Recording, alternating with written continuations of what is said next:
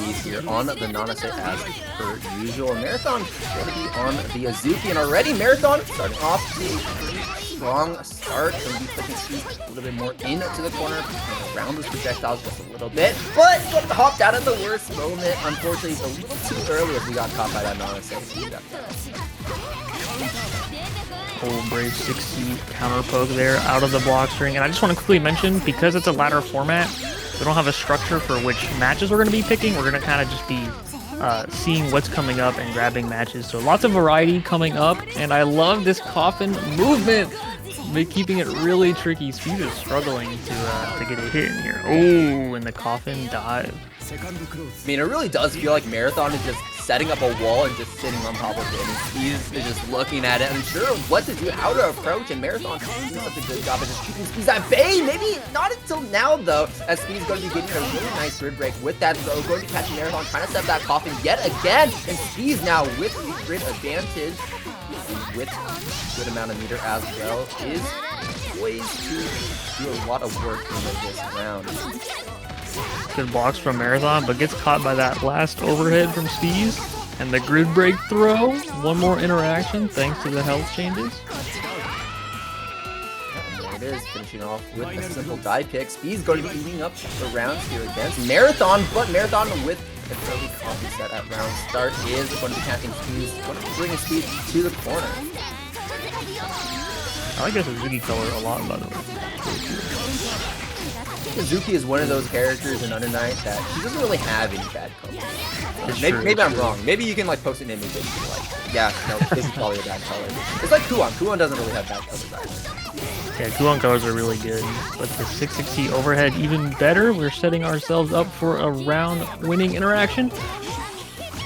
Not quite. Good block on the cross-up. Oh, and the 2-1-4 after the CS. Good counter poke. No hurt box there, and no meter required to take game number 1.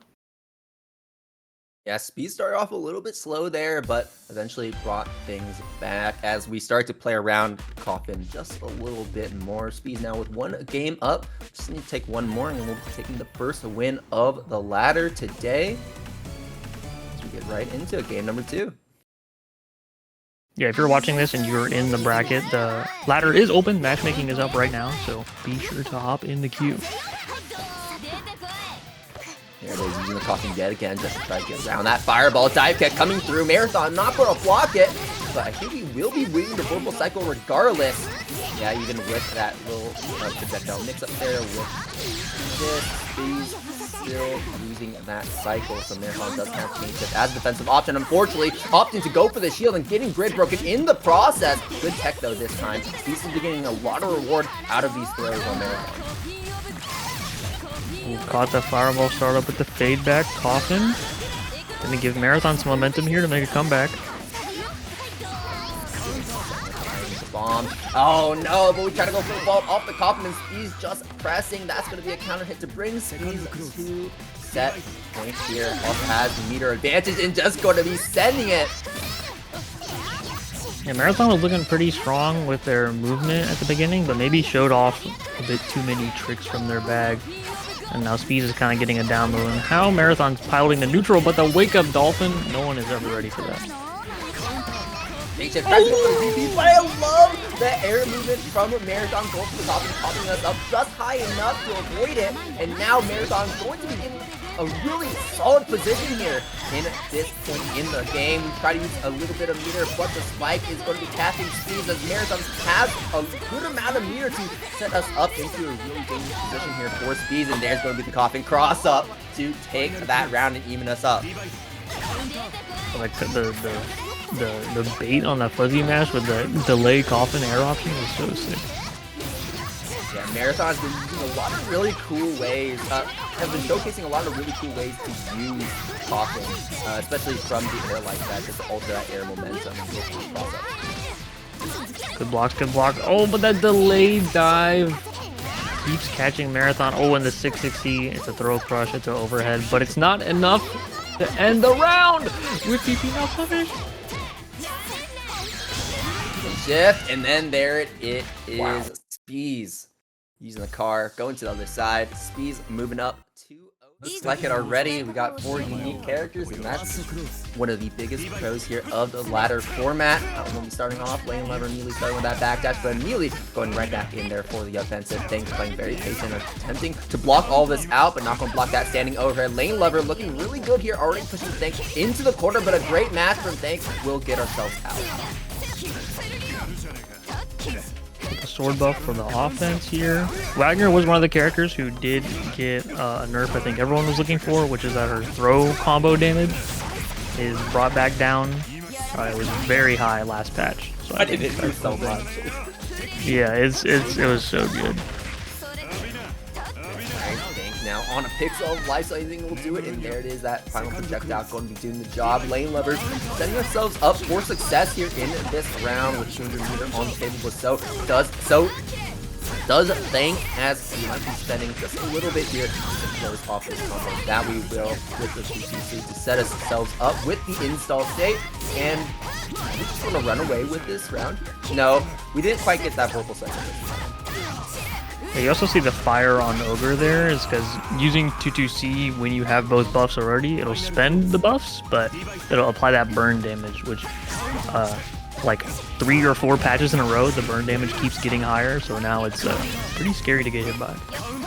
Right, before it wasn't terribly noticeable, like kind of just acted as just a little bit of chip damage. Hyde can probably still do more, but now it's like actually pretty darn noticeable to the point where like, okay, you actually kind of have to do something about this.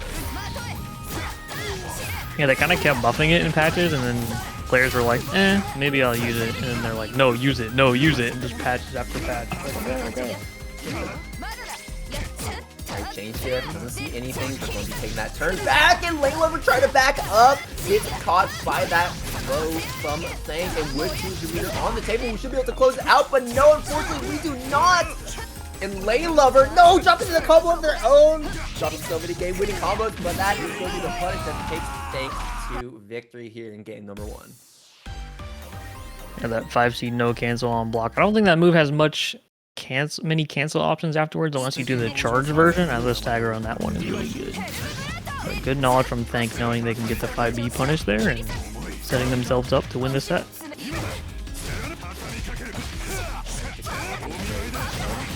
They're thinking they were safe, but Ogre just teleporting to that location right there. Good match on the wake up from Thank, and will be gaining control of the corner situation.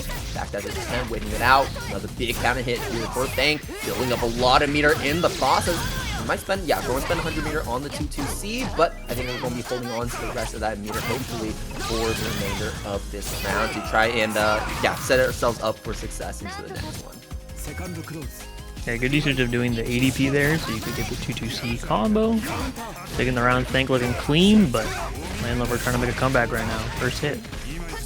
Yeah, Thank getting a lot of mileage off of these dash attacks, and these lows especially, as well as lane is attempting to kind of just walk away from a lot of these situations, and Thank is taking full advantage of that, especially now that we're going to be getting a lot of damage off this confirm, or, well, probably not yet. Yeah, we're going to set ourselves up to try and get the win here on this next combo. Going to be a little bit of a trade right there, but that's going to be opening up the corner there for lane to try and escape.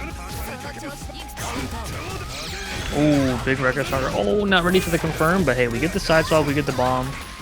Definitely not happy about that. Ooh. Kind of hard to see the gold throw there, and the sweep just lands. Should be enough for lane lever to tie up the round count. Trying to go to a game number 3. Up, here we go, what's the round start going to be? It's going to be that TK fireball catching Thane, trying to backdash away. And the lane lever is going to be spending 100 meter right there just to get that bomb set. Oh, okay, bomb doesn't mess up the combo. Keeps it stable. Trying to push towards the corner. Yeah, not able to take the round off of that throw. Oh, but the little left-right with the whiff is so into spear ender IW. The little bomb was there too. That's pretty funny. Nice tie up on the game counts. 1-1. Man, I love doing that trick as Merkava because you have the JC right there to catch them immediately going for that crossover right there. But yeah, no, really sick right there, catching Thank and bringing us to game number 3. Unfortunately, might have been missed input right there, getting that deep be out. Either way, Tank is going to be taking a good amount of damage. He's going to be taking even more damage as we try to escape the situation. And Lane Lover going to be bringing Tank to the corner. Checking in. The counter hit. Yeah, nice 2-1-4. Not enough to take the round, but one last guess. Oh, and the shimmy with the assault. I think Tank was looking pretty good, but maybe not familiar with the Ogre offense. He seemed a bit antsy trying to walk his stuff out. Oh no, caught by the low fall. Bomb is set, and Tank is like a deer in headlights, but really nice punch there with the 6D, just catching at the far reaches of that button. Let's block out that fireball right there. A little stare down there into the counter hit 5B. Oh, no, but the tragic. Oh, wait. That's not gonna be enough. Yeah, no, it's not. You didn't go for the right move right there, but it's okay. Lane Lover taking advantage of the fact that Tank has been opting to go for that 5B on a wake up so many, especially when it comes to his offense. And you can tell, like, we have a lot of players, not only in this tournament, but at Climax that are really choosing to lock into this character. And, you know, Silent here, going to be one of them at least for this bracket. And that's a really nice start here. Grid break with the assault. JC as Woe tried to shield low. Now this is a very bad position as Jack is almost up to 100 meter and also has that Vorpal Cycle all in his favor. Yeah, Silent known for the Phonon, as many people know, but recently been enjoying Ogre. Started playing Ogre after he received a bunch of buffs in the Izumi patch, and people are realizing this character is pretty good. Now, one thing I really like about how Silent played the ending of that last round there was actually holding on to the Vorpal Cycle and not spamming that chain shift, because we didn't want to give Woe the ability to chain shift while on the defensive against Ogre. It's especially important against him because we're talking about how scary the threat of those bombs can be, so you want to make sure that you're actually poking out at the correct times. And Silent, unfortunately, going to be losing the cycle this time as Woe is keeping his corner position, tries to jump out but getting caught. It's okay, no combo. Getting this all as well, and a really nice anti-air. Yeah, normally an anti-airing Orie can be pretty scary. She's got multiple air options, and you saw Woe try to go for one, but Silent recognized that Woe went a little bit too close and was ready for the anti-air. There's the bomb exploding on its own volition, and Silent right there to capitalize off it. 200 meter dump on the IW as Silent going to be taking game number 1. Something worth mentioning too that happened with the patch is that you get more grid just for regular blocking now. So if you're watching the stream, I want you to just pay attention to the grid while someone is blocking. You know, not talking about shielding, not talking about, you know, like when you're in VO or anything, just regular blocking. You're gonna see how much the grid moves, and it was kind of the goal was to make blocking a bit stronger. And, well, we might not see any blocking right now because Silent is starting off with a 2-1-4 to get things going. Yeah, I mean, right now, Silent has just been doing such a good job at opening up Woe. And unfortunately, Woe is also in that same camp, like, hey, what do I do against Ogre once he has the bomb set on me? And Silent, calling back to round number 1, is really running over Woe in this round. Yeah, grid broken as well, no mirror. There's not a lot that Woe can do, but this throw could start something. Going to be taking that goal throw, no push-ups today. Tries to go for the 5A to try and catch Silent, trying to back up, but unfortunately does not. And Silent is maintaining that corner position. Rega's roll, -8. You're gonna have to spend to be plus. Celestial from Woe, but wasn't able to get the chain shift out.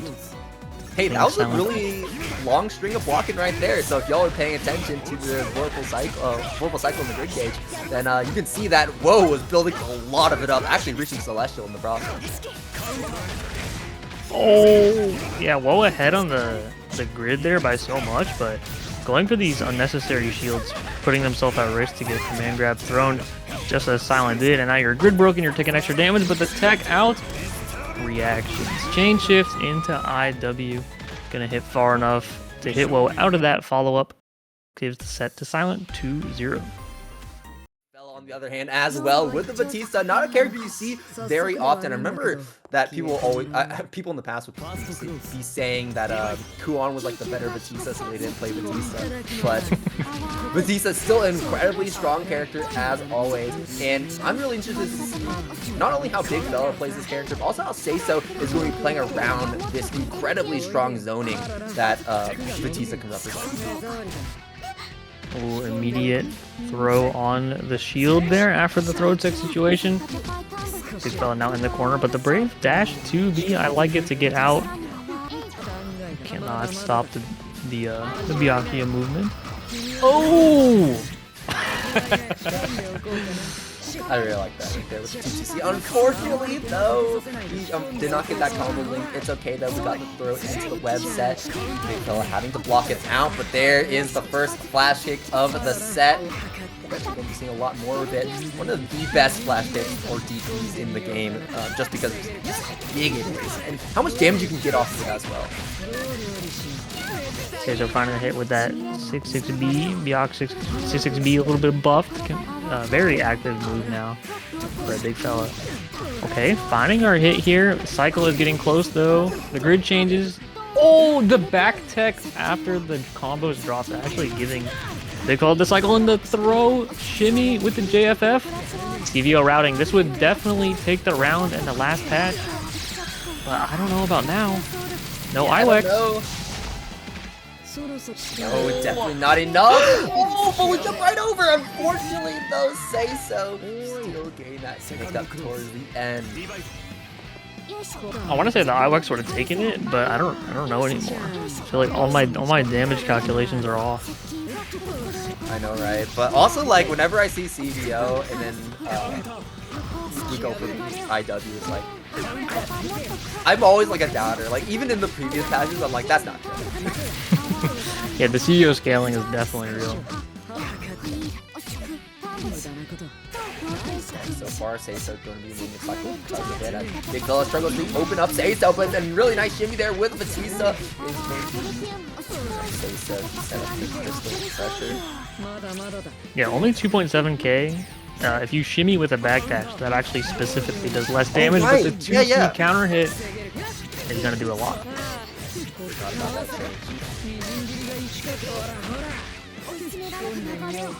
Whoa. Oh, I think BiGGFELLA was going to go for a flash kick there, but then was a little confused about if it would work or not. Well, I like using the command grab there to fake out, or not using the command grab to fake out and get that cycle.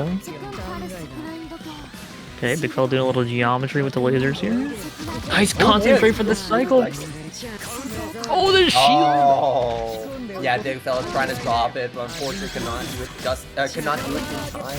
As Sayyso is going to be advancing forward with another throw to close it off. A little bit of a scramble towards the end there, lots of combo drops, but it was just the product of a lot of really awkward hits that we got. Alright, see if BiGGFELLA can turn it around in our game number 2, but the Byakuya command grab, you're just never ready for it. You're just never ready for it.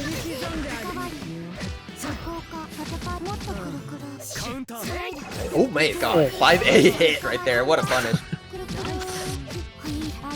Okay, Sayyso realizing that BiGGFELLA likes to go for these shimmies, not gonna get throw tech. Oh, the conversion off of the anti-air J2C. Alright, EX Web is down. Oh, charge force function. Didn't have to charge it up. Gives you some extra time to react, but does, I believe, do some more damage. Don't know if you're gonna have enough. Oh, didn't calculate the bounces. Oh, but the fall into the web, into the overhead, putting Sayyso on set point. Okay, this increased J2C move is kind of doing work for Sayyso right now. Oh, the teleport low. Oh, and that hit actually just barely gives Sayyso the cycle. Lots of momentum here. Working on a double perfect, actually. The shield on the projectile nullifying the chip damage. Could still see it. The FF went over the ball. Okay, did take some chip damage. No double perfect. BiGGFELLA, in fact, finding a hit with the counter hit B-ball. Oh, no combo. Oh, the anti-air gem. Oh, but unfortunately, Gordeau dropping the combo right there, and I love these web sets in the air as well, just to try and avoid these projectiles. But BiGGFELLA advancing forward and using their buttons to catch Sayyso in that process. Advancing forward with the ball, but there's the VO from Sayyso. Gordeau pushing BiGGFELLA away yet again. BiGGFELLA still trying to stay on the aggressive, but Gordeau getting caught by the 2B. I don't think Sayyso has the resources to close out the game here yet, though. Yeah, not quite one throw situation. Teleport, good block on the teleport. BiGGFELLA's been getting caught by those, but the force function always lands its mark. Sayyso 2-0 over BiGGFELLA right now. See if how they can do against Shuri though. Shuri pretty solid Hyde player. Uzuki and Hyde always just being a very solid character from the start, from the launch of this game, and to now has always been a very solid pick. You know, decent damage. You know, now that the patch has kind of toned down his damage just a little bit, still a very high damage character though, relative to all the other characters in the cast. And you can see it right here as Shuri is hitting 4.1k with barely any usage. I don't think we spent any meter in that combo at all, as we're just going to be advancing towards the next round with 200 meter on the table. Yeah, the pickup off of that meaty fireball was pretty nice. Shuri looking very strong right now. Zettai gonna have to see if he can keep up with Shuri's pacing. Shuri playing very fast. Tries to jump up, unfortunately, going to get punished in the process. Zettai has Celestial though, so if you can find a hit after this combo ends, that could be potentially a lot of damage, or we can just use it as a way to get a lot of meter. I'm going to be using it right there as a bit of a pause button, see what Shuri is doing. Not going to be getting a lot of mirror reward off of it, but arguably this is a lot more important as we're going to be taking Shuri to the corner. We have the positional advantage. We're going to be finding a throw as well, as we're going to try to zone out Shuri just a little bit there with that gun right there. You know, playing outside the range of the TP is also pretty important here. Yeah, really good usage of this ender here to kill enough time to give Zettai the cycle and the DP bait, but do we have the conversion? It's a weird hit. Oh, we get the shimmy with the assault either way. Zettai tying up the round count. Yeah, that was kind of the idea right there, just playing outside of that DP range and poking with still a pretty strong pressure tool in the form of the Kuon, and had the enhancement on them as well. Projectile right there, the fireball from Shuri as we use that to advance. Tries to go for a gold throw, but Zettai going to tech that successfully, and now is starting to get on the cusp of success. Going to be popping that now though, just to get 200 meter and cash out on this combo. Reload here, yeah, nice. Gets the cycle. Oh, SLJA over the 2A mash out. Shuri had such a strong looking round one, but Zettai was said, okay, I can keep up, and just did not stop. And kind of just ran away with those second and third rounds.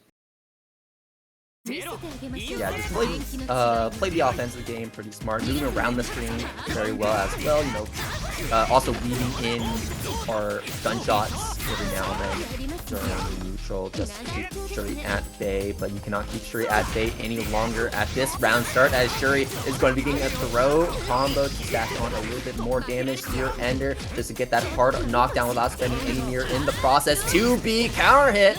I was wondering when that was going to happen.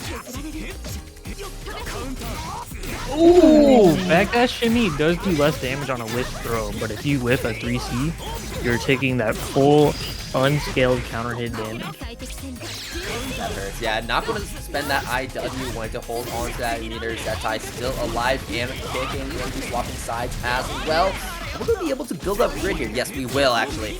And even with that tech, it was not in time to actually swing the cycle in our favor, but it's okay, as Shuri was still put into a pretty nice position there to take that round. Ooh, nice jump over the gunshot there. Could have reacted with an EXDP after whipping the gunshot, but very hard to do.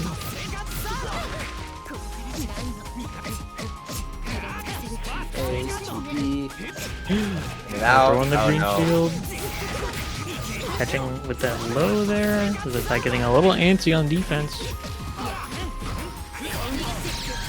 Wow! Wow, that worked. Sure. Want to confirm. That was sick. Alright. Hard knockdown off of this. Spending all of our meter there, but we do have the chain shift to back it up, so we are going to get some meter back soon. Oh, no DP. There, unfortunately, not going to be getting a lot off it.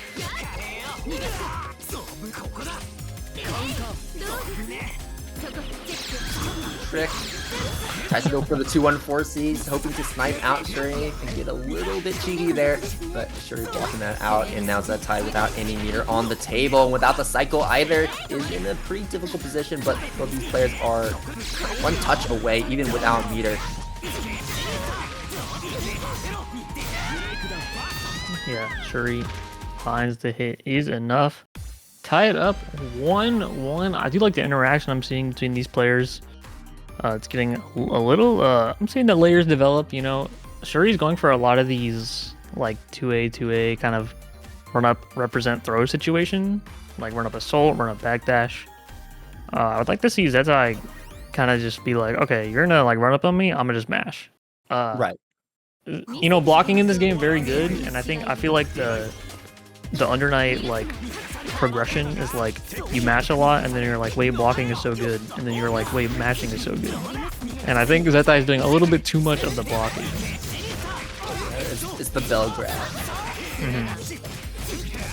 Ooh, that was but no block on this weight. seemed like a big riff right there. I think Zettai was trying to punish that 3C.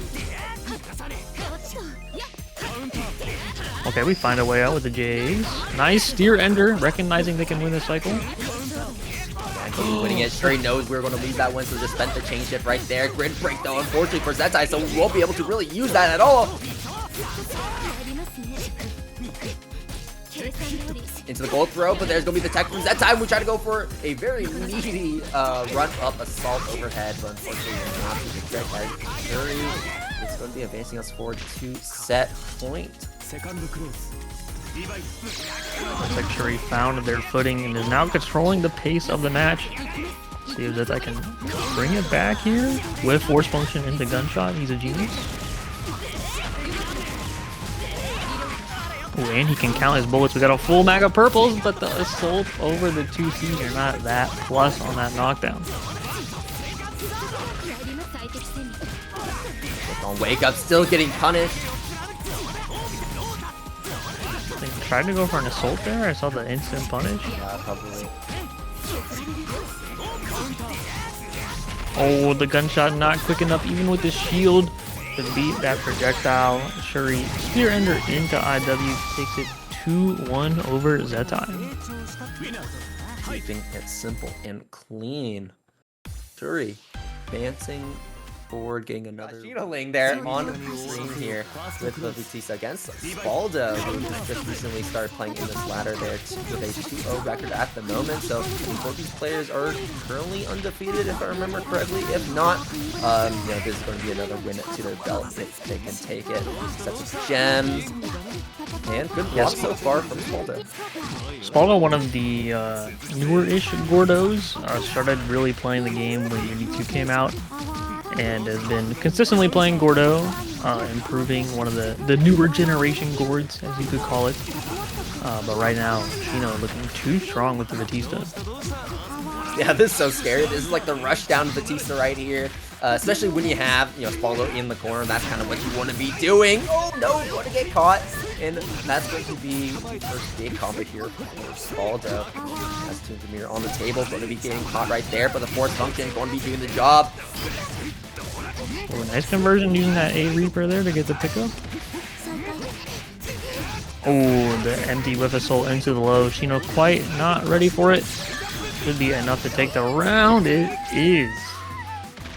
Yeah, and for this matchup in particular, I think that getting cycle and maintaining cycle is going to be really important here for Spauldo, just because of the fact it increases that hitbox on the force function.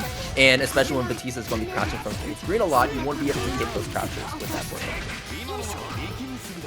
Yeah, Gord is one of those characters where, like, he is considerably stronger when he has Vorpal.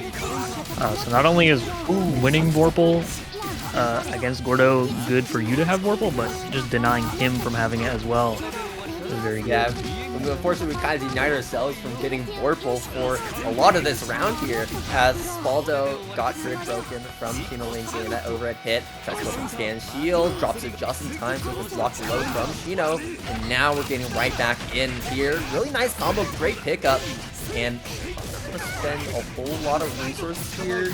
Yeah, not. Yeah, it does a lot of damage on its own. Oh, I think Shino is recognizing that Spauldo is going for an assault. So Shino's like, I'm gonna flash kick, and they're like, wait, it's a safe jump, and then they kind of panic and then end up getting hit. But man, Shino has really been like kind of controlling the whole match with these Vatista zonings and options. But Spauldo kind of doing the Gordeau classic, where Gordeau offense is terrifying, and you know, it might be rough for Gord for most of the round, but then he hits you once and he puts you in the corner, and then it might be GG's. Yeah, it presents a lot of uncertainty for the player on the defensive, and unfortunately, with a character like Vatista, you can't really have a lot of that uncertainty, right? Because of the fact that you have to be holding that charge input for so long. I believe like Under Night has one of the longer charge inputs in this game compared to others like Street Fighter or like Guilty Gear.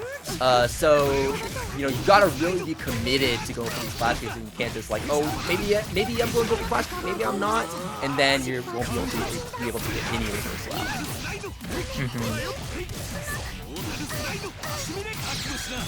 Okay, using that new EX sim knockdown.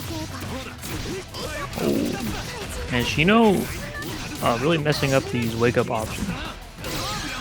Kind of just not really getting counter hit either, not getting the flash kick. Oh, but we're alive. CBO, oh, there's the flash kill. Oh my god. What a dash out. Strike throw. No reversal from Spauldo here. There's no meter. Shino doing a little too much with the movement though, and gets air unblockable. Yeah, Spauldo's like, yeah, I'm out. I'm just gonna walk away from whatever you're trying to do. Yeah, good position there from Spauldo. Great drill connection there from Shino, I suppose, as we will be taking Spauldo to the corner. I think Spauldo turned the 5A to ult, wake up BiGGFELLA. I'm not sure what's going on anymore. Okay, I like the 2-2As. Oh, you're gonna have to show some counterplay here. That is some counterplay. Oh, I couldn't even tell what that was. Ooh, and that caught. Oh, attempt. Tries to charge with a fireball as well. But yeah, no, Spauldo going to be getting a really nice trade right there. Just to keep Shinoling locked in the corner. Good block on the overhead, but can continue to block out Spauldo. Spauldo's going to maintain that corner advantage. He's backing up, going for these assaults. And Shino not really doing anything too risky just yet. Yeah, I like the patience from Shino there. It is rewarded. We do eventually get out and we find our hit, and we have a potential mix up here, but love the delay step from Spauldo. Oh no, it's plus.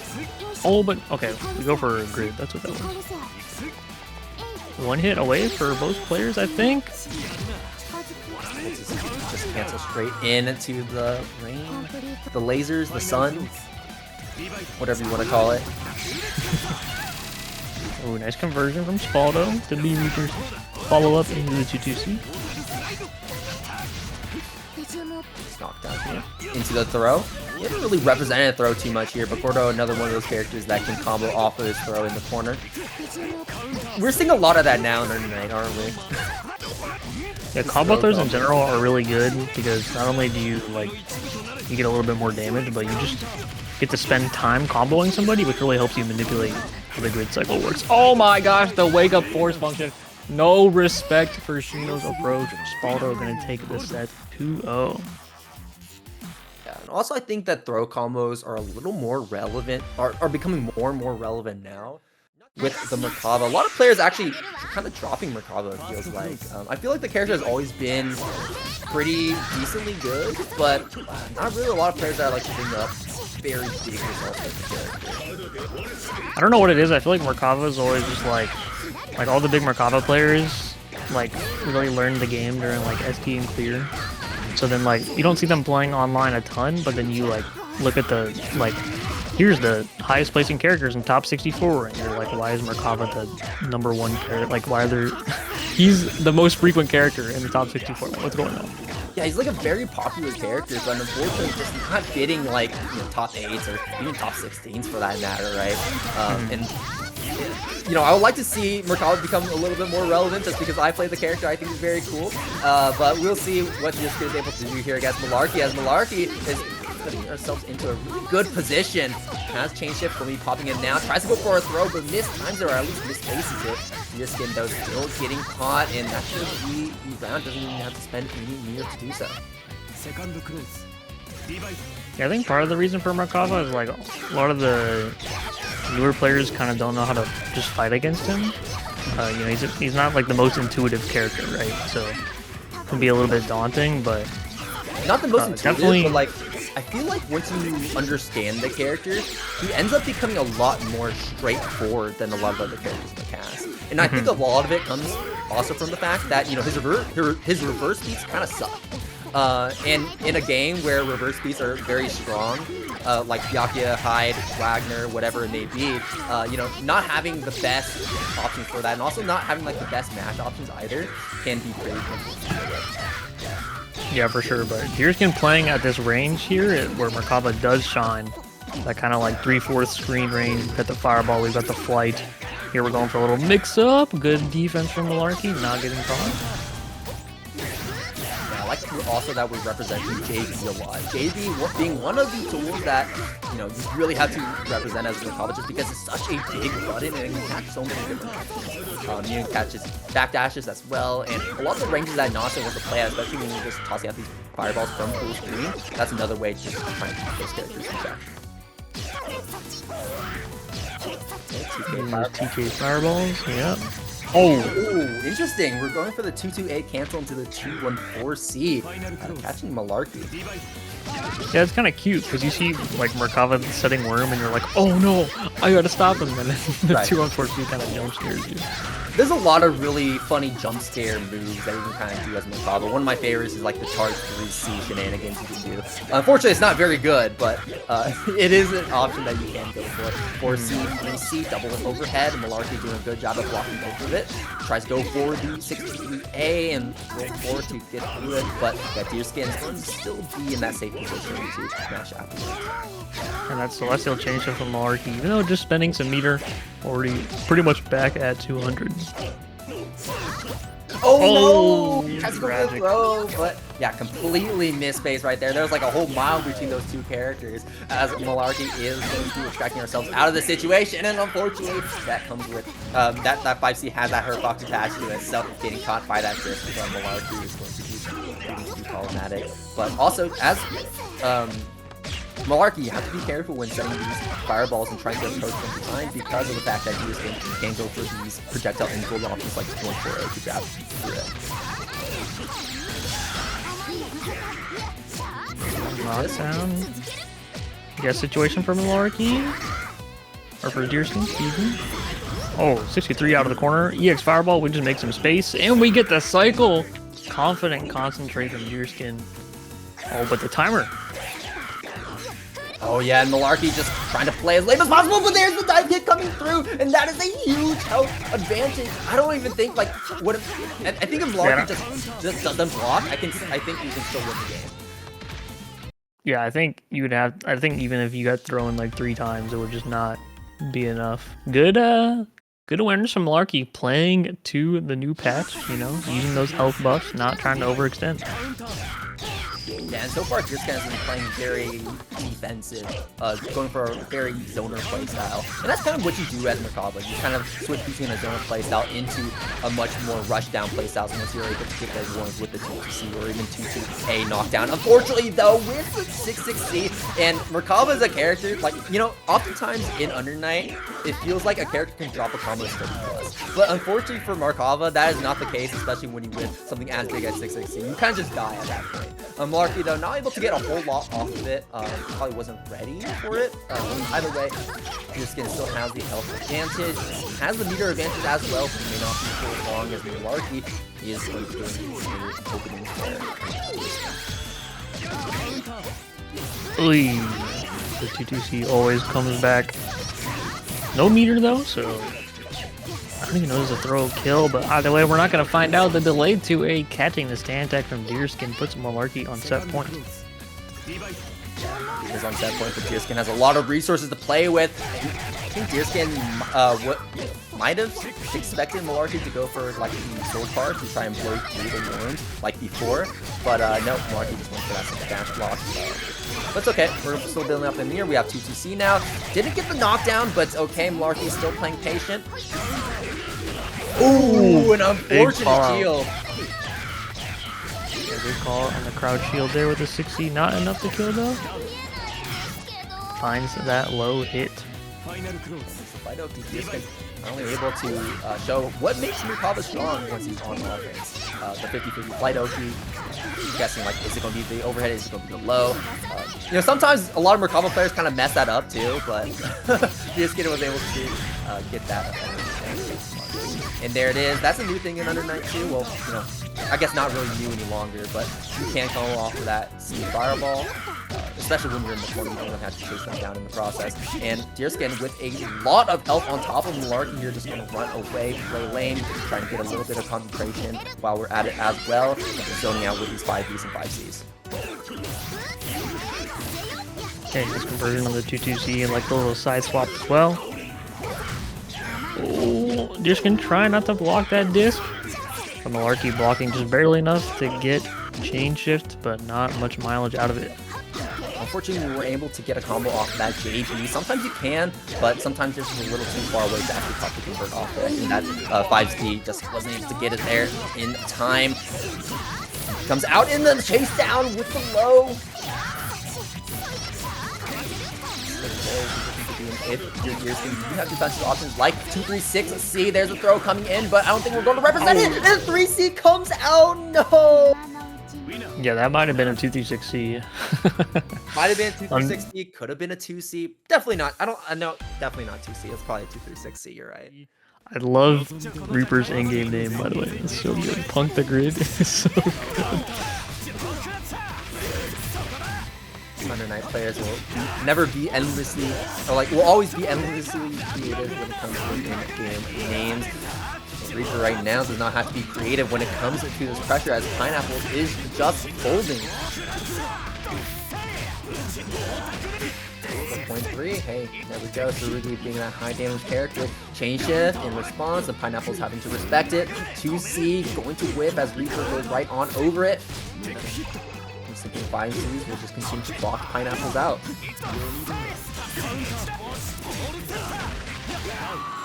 I love how aggressive Reaper is playing when it comes to utilizing these guard thrusts. It's like Pineapple's like, okay, I'm trying to get out. Nope, nope, get back in the corner. What are you doing? Stop touching my block.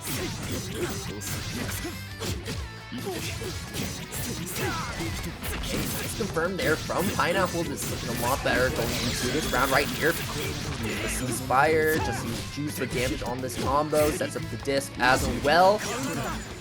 We are going to get Grim broken. That's a pretty big deal, especially when we don't have a lot of health to work with. But we're still going to be popping that VO. We have a dream. But is that dream going to be seen to fruition? We will find out pretty soon here. Pineapple is now stuck here in the corner, but Kuon definitely known to have some pretty strong defensive options. Has access to a flash kick. Not the biggest flash kick in the world, not the fastest flash kick in the world, but still a flash kick that you have to respect.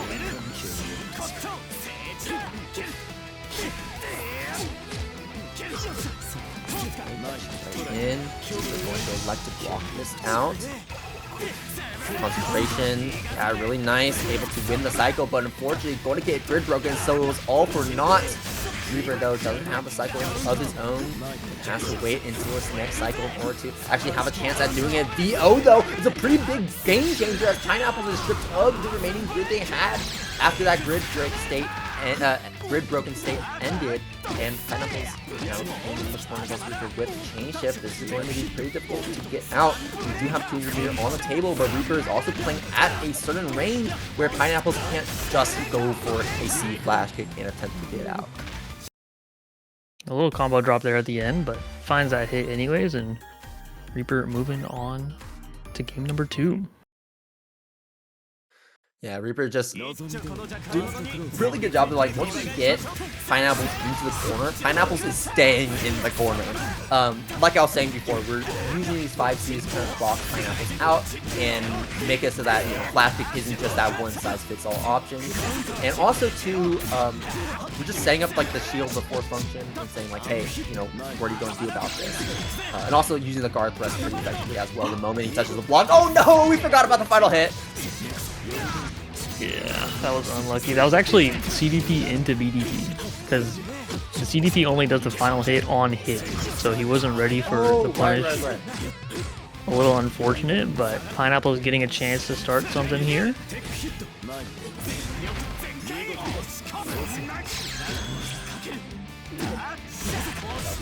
All the reasons prepared, but looks like it works out. Ogre opening up Pineapples there, and Reaper is just blowing through this set. Oh, okay, I like the run up 2D to beat the force function stance. A staple of Tsurugi's neutral and offense. Oh, back through.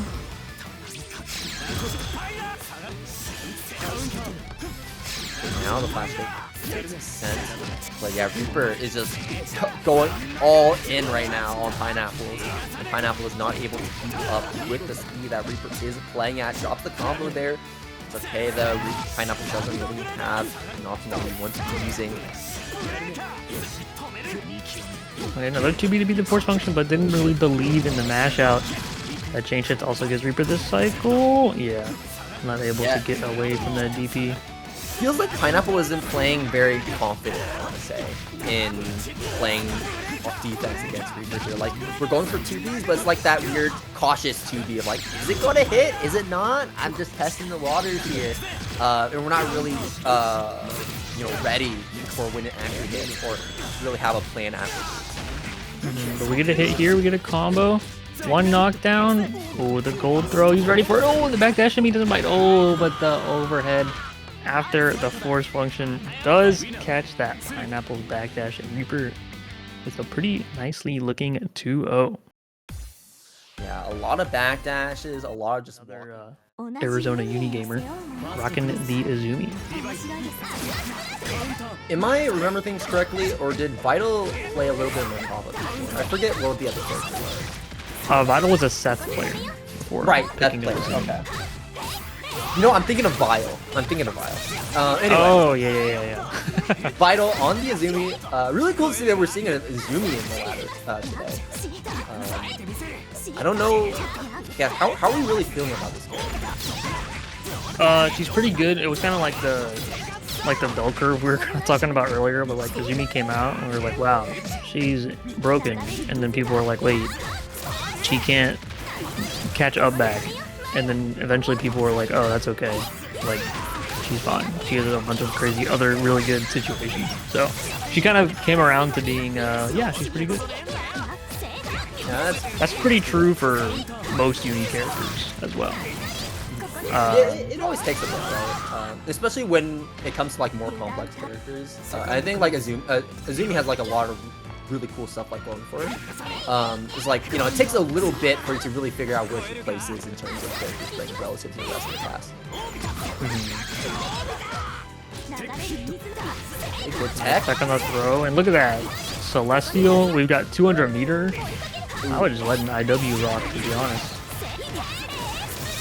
So we will see. Maybe going to hold on to the Celestial. Just spends the 100 meter, and that's going to be good grip of damage there going in the way of Vital.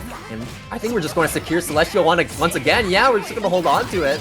That is true. If you never chain shift when you have Celestial, like, how are you going to win this cycle when your opponent has 12 blocks of grid?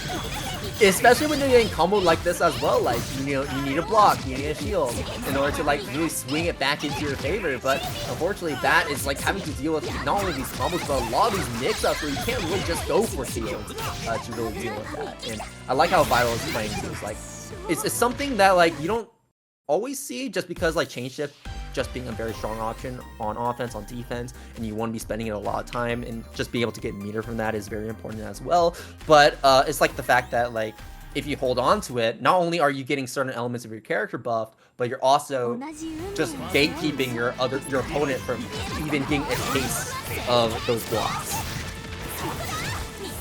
Yeah, it can definitely lead to very big snowball effect, whether you spend the Celestial or you just hang on to the buff forever. Forget, what exactly does Izumi get? I think her Vorpal trait is like force functions, like 1 frame less of recovery. It's one of those like non-existent Vorpal traits. Yeah, essentially nothing.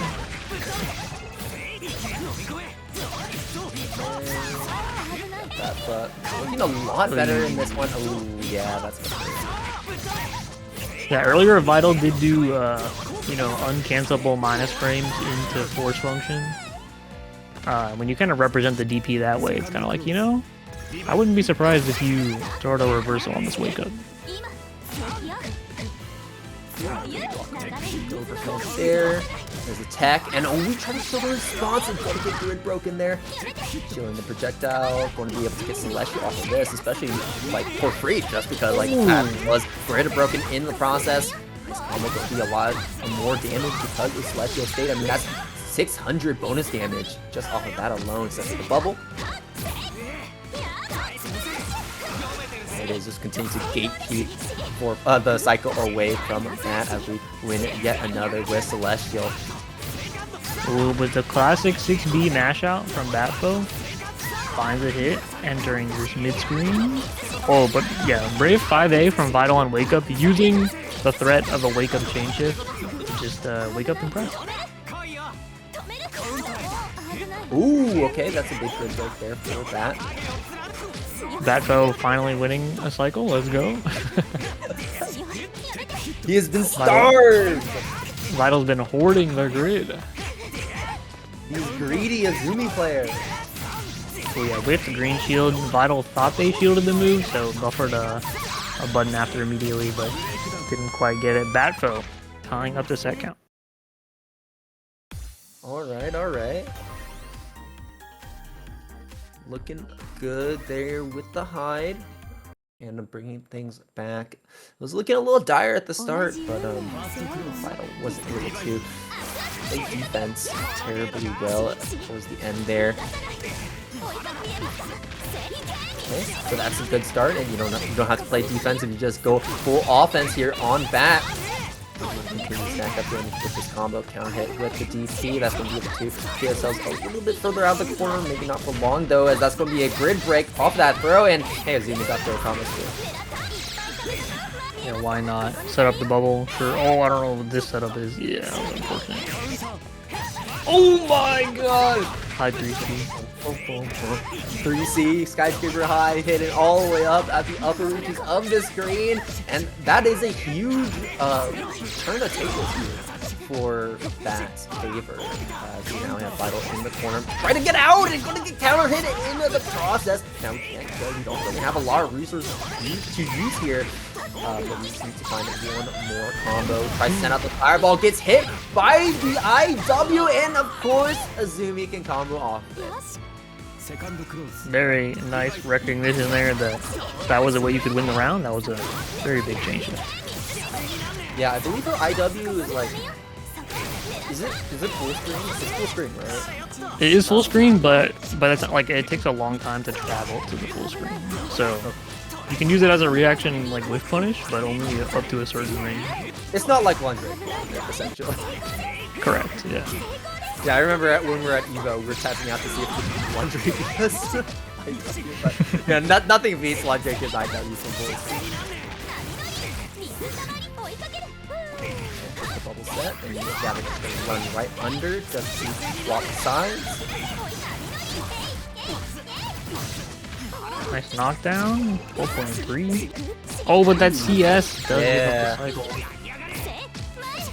Okay, then we got a lot of meter to use. Oh no! Try to max it 2A and Vital avoiding it and finishing effectively here. Spends the meter on the bubble, sends out another bubble. That's not really going to be doing too much, as bad as going to be able to tech out of the corner. Vital has the cycle. We'll have an opportunity to change shift on defense. Yeah, I've been matching a lot on Wake Up with the Whirlpool, but oh, caught low, maybe trying to match the CS, but another chance! Technical throw. Oh, and the 2B catches batpho, not blocking, maybe messed up the DP input, who knows? Maybe a backdash, but Vital catches the low block. Everyone is like, probably like especially like in the top, like 124 or something. These are all people that I can like probably make like a decent showing at like any other major. But anyways, we're going into our next round. Sorry, next set here. Sorry for the wait, y'all. But we got Jyce here with the Yuzu, and we got Riv. You know, putting up some really good records when we get to see on stream with the set. Yeah, I've yet to see a Seth. You're right. I didn't think about that, but we'll see what they can do against Yuzu, who is you know, got a lot of big moves that Seth might have a bit of trouble kind of making their way around. Yeah, Yuzu's always super difficult to deal with. You know, kind of similar to what we're talking about with Tsurugi. Like, dude, you play a completely different game when it comes to this character. Because her pools are just so strong. She can just zone you out for so far for so long and just combo really just off anything like this. So right now, Riv is trying their best to kind of work around these options that Jyce is throwing out, but even with the tricky move that Seth has available to him, there's just no dice anymore. Jyce is just continuing to wall at Riv. Yeah, Yuzu's one of those characters who is pretty defining of Under Night, or excuse me, double perfect from Jyce? I was like, don't let this be a double perfect. It was a double perfect. Yeah. Out of all the characters in the cast, I think Yuzu especially is like, you either know how to play against her or you don't. Especially when you're playing against like a good Yuzu, it's like you either win or you don't win. It's very lopsided. Yeah, I think she also kind of shows that like Under Night's kind of unique with like, compared to a lot of other fighting games, like blocking usually means you're going to be in a bad situation, but like in Under Night you're kind of like, no, I actually want to block because I want to get grid so that I can get the cycle and then do something with it. As we're seeing right now, Grid with winning the cycle and then finding a hit. This next offense so scary. Nice blocks from Jyce though, not getting caught up by the tricky Seth movement, but the 5C delay EX grab is disgusting. Extension with the orb, sets an orb from behind. Oh, and using it through as well, forcing Jyce to respect it. And Riv is going to take this round here. We have a 100 meter. Can we take it? No, we can't. Not yet. Good jump from Jyce to avoid the dive, but Riv still going to take that one up. We might have gotten double perfect in game one, but this is a fresh slate, and Riv is looking to take this game and tie us up. Another great start here for Riv. 200 meter on the table and not spending any just yet. Yeah, this is a very different match compared to our double perfect from the first game. Oh my gosh, unblockable after unblockable. Nice match. Jyce finally saying, okay, it's my turn. Okay, use the meter. Yeah, the tech fork from Riv continues to try and play aggressive. There's a guard thrust though that can be a little tricky because Jyce can really just move around the screen at will at that point.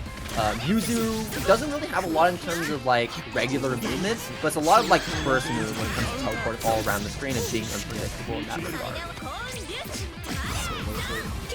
2A from Yuzu there, good option. Riv live about to go Celestial, but might not live to tell the tale if they can complete this combo, and they do. Yeah, that's always the question right there. Can the Yuzu player finish their combo? And Jyce, I don't think has really dropped really anything right now, or at least has just been playing very clean, even if we do. Yuzu is definitely a menace, but some of her controlling her can definitely, you can kind of end up putting yourself in a bad spot. That's kind of a meme when it comes to that character, guys. Like, she's so difficult, she breaks her hand. It is very real too, like she does kind of just break her hand. But you do get a lot of reward out of being able to do that. Okay. Good block on the cross. I'm trying to go for a little Little fake out on the second one, I like it. Tries to run up, but yeah, tries to pick that. That throw is in the process. Oh, huge jump there from Jyce, going to be avoiding that. That's going to be positioning us into a really nice spot. Chain shift, tries to go for the grab, but that's going to be the counter hit from Jyce. Unfortunately, no combo, and Riv is going to be tying things up to a 1-1. Okay, definitely a better game too from Lulav. You know, not deterred by the double perfect, right? It's not gonna feel good, but Lulav saying, okay, I got double perfected, but sometimes in fighting games, you're just wrong every time, and it'd be like that. Patience from that round start from Riv as well. Let Jyce do their thing, and then build up the grid from blocking so we can confirm this next cycle.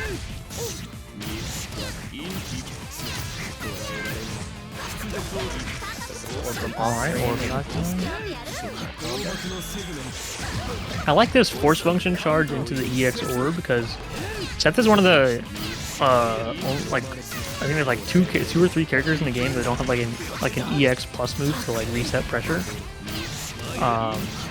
So I like that he's kind of like creating one with the force function charge, and this might be enough. Yeah, I think you have to IW here with the health changes. I don't think EXDP kills. Rivliv with a perfect of their own for potentially, or for the last game of the set.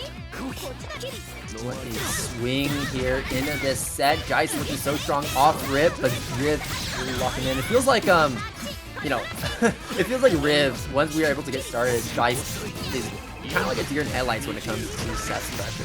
We've had some really good blocking sequences here and there, but Seth can kind of just put up so much so fast that it becomes really hard to keep up if you elect to try to block it. Yeah, I think every Seth also has a pretty unique playstyle. Like this force function charge thing on block with the EX orb, like I don't see any other Seths do that. And you kind of got to figure out like, okay, this is a new way of playing Seth I've never seen before. How do I deal with this? Yeah, Seth is honestly probably the most flexible character in the game. Just because, like, hey, if you find a hit, you kind of just create your own combo, right? Like, do I want them in the corner? Do I want damage? Do I want, you know, just keep them mid-stream? Like, oh no, not enough. Okay, but we're just going to go for the C orb to finish the job as Jyce is not blocked. But yeah, I mean, like, we can kind of just create our own combo if we want. This is 4-3. Okay, so okay, this could be a deciding. Could be a deciding match depending on how the calculation works here, but we've got Noctis playing against Durplants from SoCal. I never want to like call it as a SoCal or NorCal because I know like they kind of get upset when you mix them up. And their argument is like, oh, it's like a completely different part of the country, and like you're correct, but like they're both California. Anyways, that's going to be the force function. And Noctis there from the full screen. Durplants looking really good here, actually. Noctis starting to bring things back. Spends that meter, trying to get something started in this game. Yeah, we have the bomb set. It was kind of hard to see with that color palette. Yeah, Noctis, you know, been rocking the Gordeau recently, but, or excuse me, rocking the Ogre recently. But before that was playing Gordeau for years, so probably going to be seeing a lot of, you know, Gordeau knowledge coming in from Noctis' side. Oh my, whoa! That pickup was sick.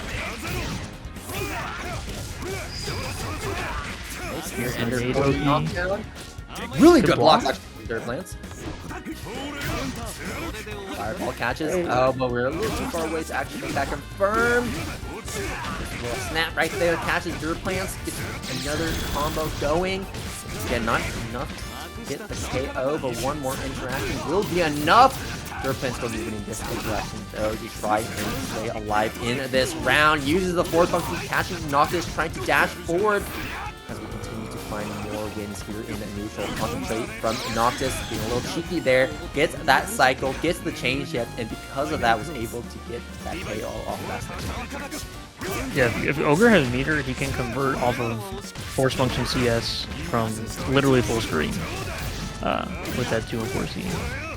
Oh, these teams. Nah, Noctis got some awesome rallying on the road. Goes for the fuzzy. Good blocks from Durplants. Perhaps the mix-up's not strong enough from Noctis' side, but we find the sweep. We find the 2C hit either way. And now we're going into one more guess situation. It looks like Durplants guessed correctly, but unfortunately, that's just way too much health to cheat through. And Noctis can play as aggressive as we want. 1-0 on the side of Noctis, and like you said, I think that Gordeau knowledge is really shown through. Noctis is like, I know this character, I know your tricks, and I know how to beat them as well.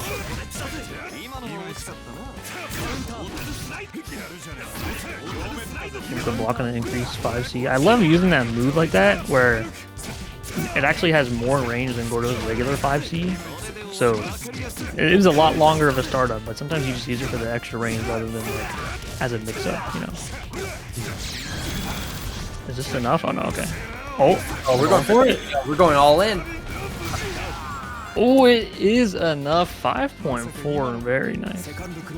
Who knows? CVO does kill some. Alright, finding the low connection on the France, and that's going to be a mid-screen bomb set. Nice 2 and 4. Backed up behind the bomb as well, so even if blocked would have kept your turn. Oh my, we're whiffing throws, we're hitting 5Bs.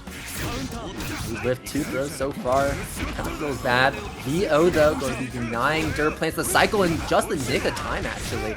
Nice timing there from Noctis catching Durplants in with VO. That's going to be increased damage, and that's going to be a free IW to close off that combo. Wait, that's not dead! I thought that was going to kill! The health changes, they're real, and they can affect you. Doesn't affect the outcome of the set, and we'll be jumping right into our top 8.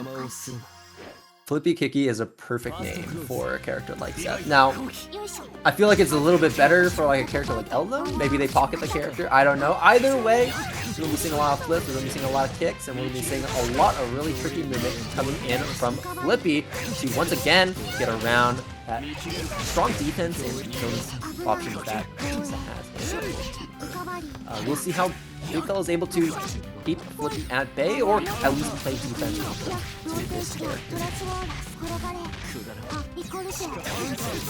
Oh no, the laser whiff, and that's going to be a free counter hit there for Flippy. Or she drops the combo. Nice assault over the fireball though. Hyde reaching, barely catching. Oh, but the orb doesn't connect. Oh, a chance for BiGGFELLA. Oh no. Combo drops, giving BiGGFELLA a lot of room to work with. We have to play this near perfectly if we want to be able to secure a win right now. Spends the meter. We're going all in. Gets the hard knockdown off of this. Yeah, sets up the gem. Flippy going to respect that. We have to the meter, so you also have to respect that from Flippy. And we try to go for the 226C, and unfortunately that gem explosion caught Flippy in the process of BiGGFELLA with the comeback. Is going to be taking round number 1.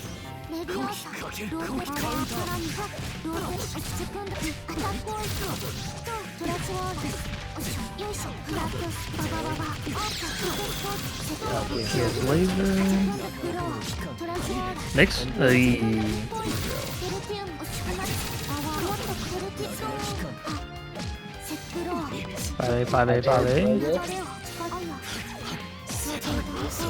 Oh, good up back, but we put ourselves back in the corner. BiGGFELLA finding that flash kick.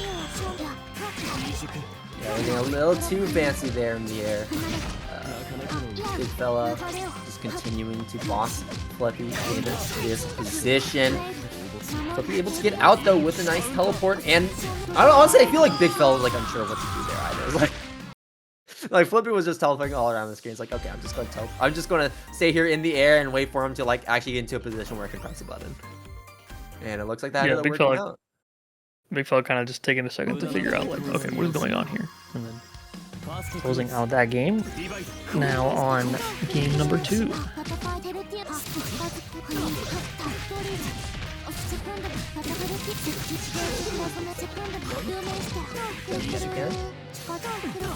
Next time? Oh, okay.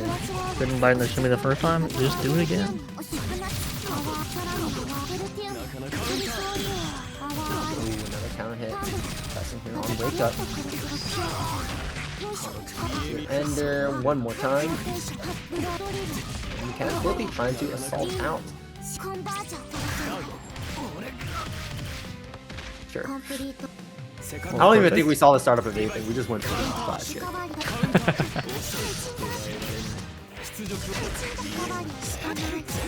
Combo. Oh, not a combo drop. Little reset. Leads to a hit, but nothing for Flippy Kiki, unfortunately. Cycle is closed. That forward movement of the 660 actually giving BiGGFELLA the cycle. Yeah, Flippy going a lot for a lot of these throw tags, but you know, BiGGFELLA hasn't really actually represented any throws here.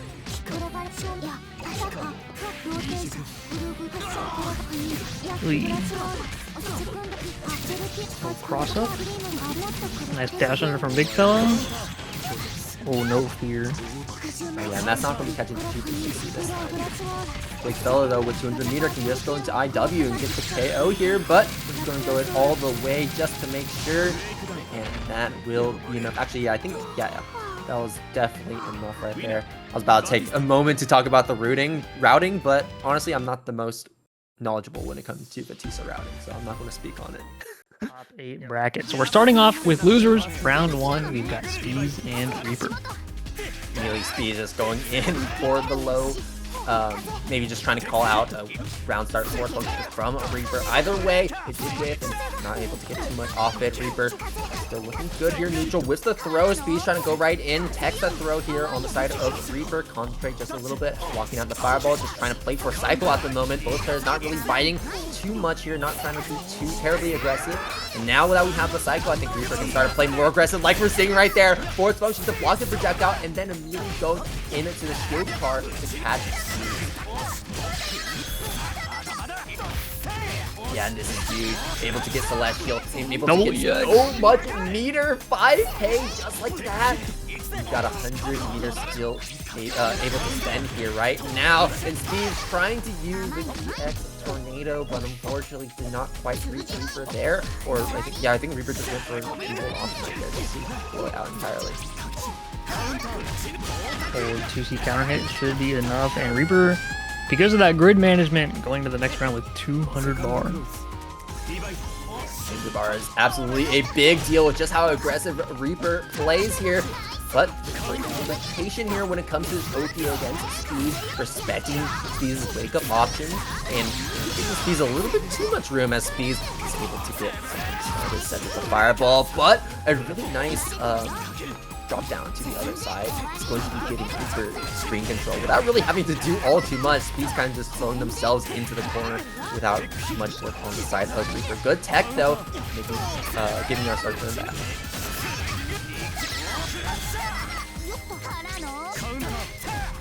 Oh, nice spacing with the 2A, knowing that Nanase 5A is going to be a little bit too slow for that range. Reaper looking so strong. These 4A, 4A, 4A, 4A. He's like, do something. You're not going to do anything. Okay, I'll go for the throw. And Reaper with a pretty confident looking game number 1. Absolutely. Definitely looked very confident. Just had so much control during much of that round. Even when Speeze was given the room, it didn't really feel like Speeze really had that much room to actually breathe and do too much. But maybe we can get something started now that we are able to grid break Reaper so early. But Reaper is just going to press on a defense, and you're just going to have to deal with it. Reaper is going to be able to get Speeze into the corner for just a little bit, and as Speeze tries to get himself out, Reaper is able to get that anti-air with it. Gordeau 2A catches the shield, leaking out as well. Oh my gosh! That's the force function we were talking about almost like an hour ago now, is that you gotta have to respect it. Yeah, and there it is once again. Just going for like no cancel off that force function. Oh no! Oh no, this might be Speeze's round here. We'll see. Oh, we're gonna spend? Yeah, we gotta spend. I'm not feeling the CVO. Oh no, we're just going 5 CVX. Surely, just enough. It's gotta be enough, right? Like, there's no universe that doesn't kill, right? Yeah, we should be good. Okay. There was like a delay on like the down there. I got concerned. Like here's the thing. you know, we can yell at Kimone all we want about, you know, damage being too high, but in that case, that's gotta kill. Like that. Yeah, for sure. Okay, the strike throw. Again, look at the health when these throws connect. Like the amount of damage the throws do are so low, but the ADP meterless conversion gonna add up to a lot. Not quite in throw range yet though. Oh, but the 6C. What a call out on the crowd shield. Perfect for Reaper. Yeah, that just feels bad right there. Okay, we're just gonna go for the G360 on ground. Starts Speeze though with that backdash. Will get himself out of that situation. Tries to go for a tag, but Reaper calling that out. He's going to be hitting for doing so. Can we get this cycle? Yes, we will. Just getting a sneaky concentration after that combo. Letting Speeze run away for just a little bit. So now we have chain shift available, and look at it coming in full force right here. Able to get a guaranteed EX reversal. And now with the force function continuing to pressure Speeze, forcing them to stop playing with the fireball and respect the shield as he advances. Using that VO to keep the corner, keep the offensive. No confirm on the counter hit, anti-air 5A. The guard press does get Speeze out. Oh my gosh. Pop over into dive kick, catching that throw attempt. Are we gonna get enough? I don't think so. Okay, you know, that was a crazy I don't think so right there. I was like, that's gotta kill. I know how much damage Tsurugi does. And it probably should. Just goes straight to the Nanase, because Nanase they've been playing for much longer, right? So just more confident on the character. And you know, Nanase might be just a little bit better than character. But that, you know, that's here and there. Both Struck gonna be getting that throw to start us off. Oh, and Kalos trying to take a little bit of a cycle. Both Struck going to be maintaining it though, and trying to get another position there on Kalos. So get the knockdown though, so Kato's able to tech out of the corner and find a hit of his own. Okay, drop the combo, so they can get another pick up here though. Available on a C360. Fireball Oki in the corner. Yeah, nice. That was a free parry there on the side of Kalos. Drops the combo again. Go fireball. And there's the back up the fireball as Bullet Struck try to go right through with the X sword card. Wasn't able to finish the round though. The extra HP. Very patient right now. It looks like it will be paying off. That's a big punish there with the EX dive. We're not going to be getting 100 meter though. Kalos has 100 meter to work with. Going to use the C fireball, run up throw, no tech. Bull Struck going to be going down. Oh, nice 5B check. Sees the Akatsuki dash up, puts out the force field.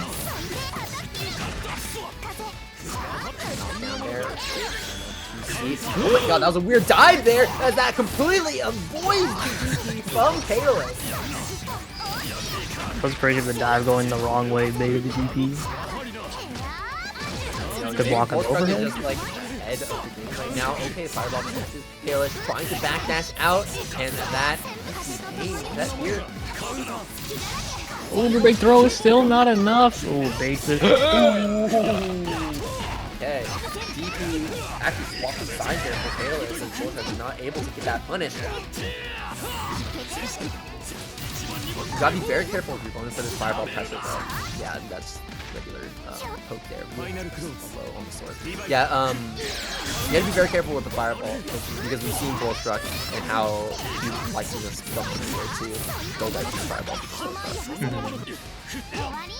Yeah, I liked earlier when Kalos had the Vorpal cycle, he was patient with the fireball pressure, but when you don't have Vorpal, it's a little bit different.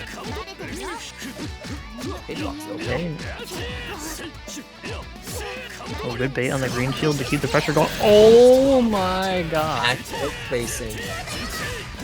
I blocked the Tatsu, surely it's my turn, right? No. I'll do another one. Okay, combo? Oh no, cut the combo. It was an awkward hit there. I like the idea though from Catalyst.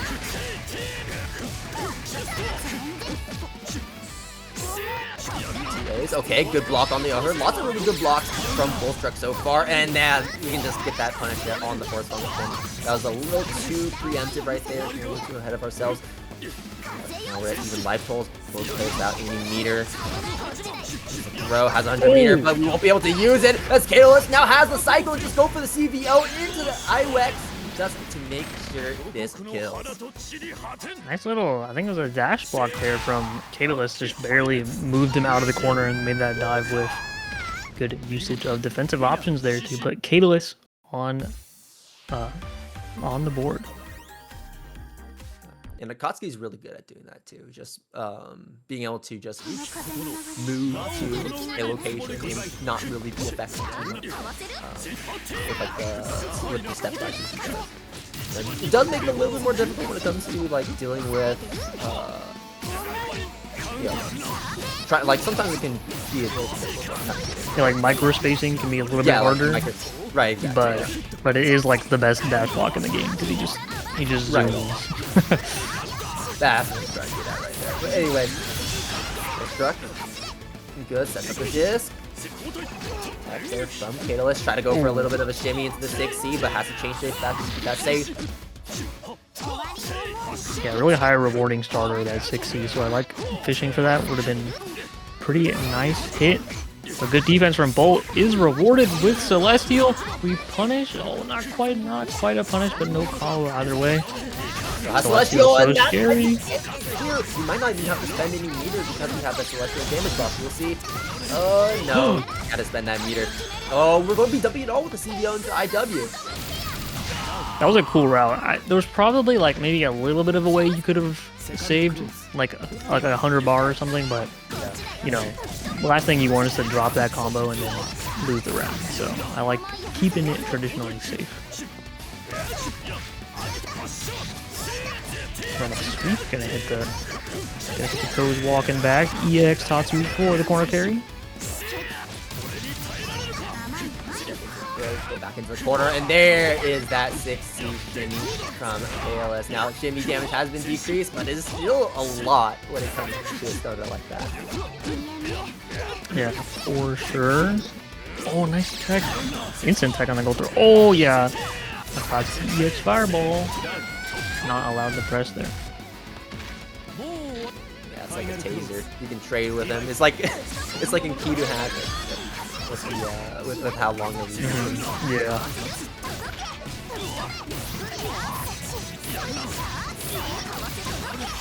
Okay. Pushing the corner, but we lose the corner into the DP throw out of the corner. We only want to stay mid-screen. Double overhead does connect. Oh, what a combo! Lots of combo jobs from Kalis. Lots of missed damage, missed opportunities. Bolt struck using a VO. And we're able to get too much off the stone. That's the on meter.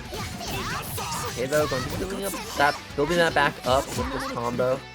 Also still has change up whenever we feel like we want to pop it. We're going to pop it right there after the dive kick just to see what Kalis' options are going to be. And we're going to be getting a nice rewarding punish on Kalis there in the corner, especially more so as Kalis just goes for a 2-2. And yeah, no, just going to the wrong side. That's so funny. He invulned through the first hit of it and then landed in the second hit of it. Because otherwise, like, the punish would have been kind of weird. But Bolt was confident in how that would work and was ready for it to go. That was very nice.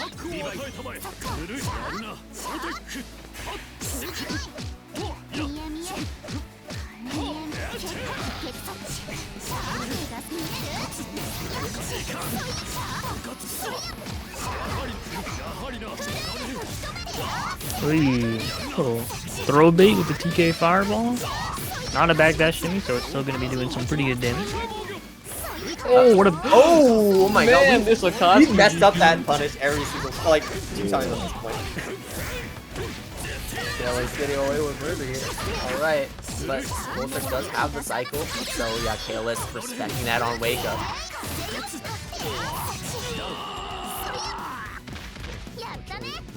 Down there. Okay, around to that point for Voltric. Oh, nice whiff punish. Oh, no counter hit though, so no confirm. To the other side, going to move in that corner advantage. Steer Ender. This is going to be just going to go for the charge fireball. Oki and oh, the chain shift on the VO. That's going to be a block into a punish there on the ball struck. Fireball, no. perfectly spaced, catching Bullstruck as we fall down. Good block on the overhead. And Kalis not going to continue to chase down Bullstruck. Say use the C Fireball, just hold that momentum from Bullstruck, not letting them use that Fireball as a free way to get in, but now we don't have meter for C Fireball anymore, so we just have to play this simple, standard Akatsuki gameplay, and it looks like it will be working out. Drops the combo again, but it does not matter. Bullstruck's not blocking the other way, and Kalis will even things up in this set. Yeah, Kalis have the 100-meter advantage as well. Gonna make the offense even more terrifying, but the Bolt DP is a way to get out. Big deal. Using that C Fireball as a little bit of carpet, trying to hope that Bullstruck falls down on top of it, but Nanase is in the air for a little bit longer than I think Kalis kind of expected. Still though, Bullstruck back up against the wall, trying to escape, and does make a clear getaway. Kalis now is on the back foot, having to trying to regain this momentum that they just lost. Oh my gosh, these little small counter hits, no combos on a couple of them, but the damage does add up, and suddenly Kalis one guess away. I guess throw does not kill, but the added damage of the 2-2 actually coming into play and giving Bolt the set 2-1 over Kalis. Defi is playing random like as always. The Enkidu. You guys don't know.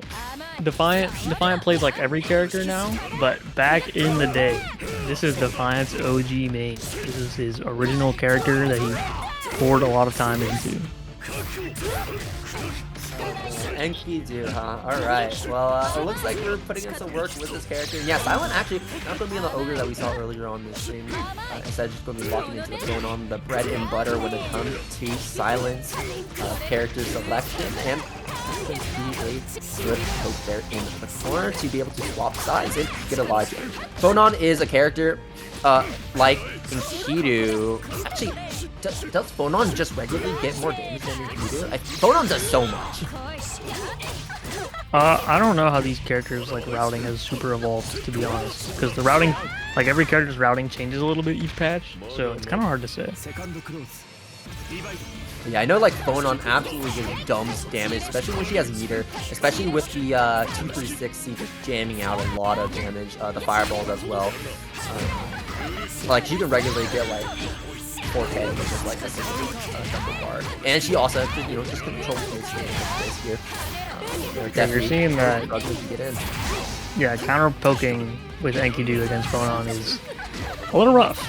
Phonon definitely is a character who I don't like calling Phonon a zoner, but she very much just like locks you down and doesn't really let you like go anywhere. Yeah, she's not really a zoner for sure. Yeah. She's not like trying to like keep you out or like trying to like be really tricky, like, you know, full screen high lows, but she's just trying to stop you from doing anything. Silent doing a very good job using that force function follow up to kill some time to get enough meter for that IW. Yeah, she kind of just prevents you from moving, prevents you from pressing a button. Like, think about it. What characters can contest Phonon's range at the distance she is hitting you at? Not really a lot. And Enkidu definitely not the most blessed when it comes to the range damage buttons. Yeah, but a great Assault JA, able to convert because the counter hit goes for the mix-up, but not quite as tricky as it could have been with the timing there. But now we've got the corner and we're Enkidu. This is exactly where Enkidu wants to be. This is where you get to see you cannot press a button, as that's going to be Havoc getting across. Defiant not able to get a full combo off that, but you know what? We call that a reset because this combo might be enough to kill. Oh, messes up the routing, but still keeping up the offense with that plus on block. 2-2B, 2B, 2B, 2B. This Enkidu staggers are so scary. Phonon's defense also not the best, right? So the 5A, 5C leaving just enough gap for that throw tech to come out. Defiant looking comfortable on the Enkidu. Definitely not the best, but she also has options that like I think like kind of lean into that idea of like what you're saying before, you kind of like making sure that your opponent can play the game. 623C is kind of like one of those options where there's not really any character that can properly deal with that. Like you can't really contest against that. It just kind of beats everything. And I'm interested to see like if we're going to be utilizing that here and there. I know like Silence plays a very aggressive version, so We'll see. Oh, nice parry. Anyway, 2A man, back to Defiant. The 2As on defense will catch you trying to do something, some fuzzy option on offense. 3.6k off the 2A starter, that's what we call skill. Silent taking that round, yeah, the 2.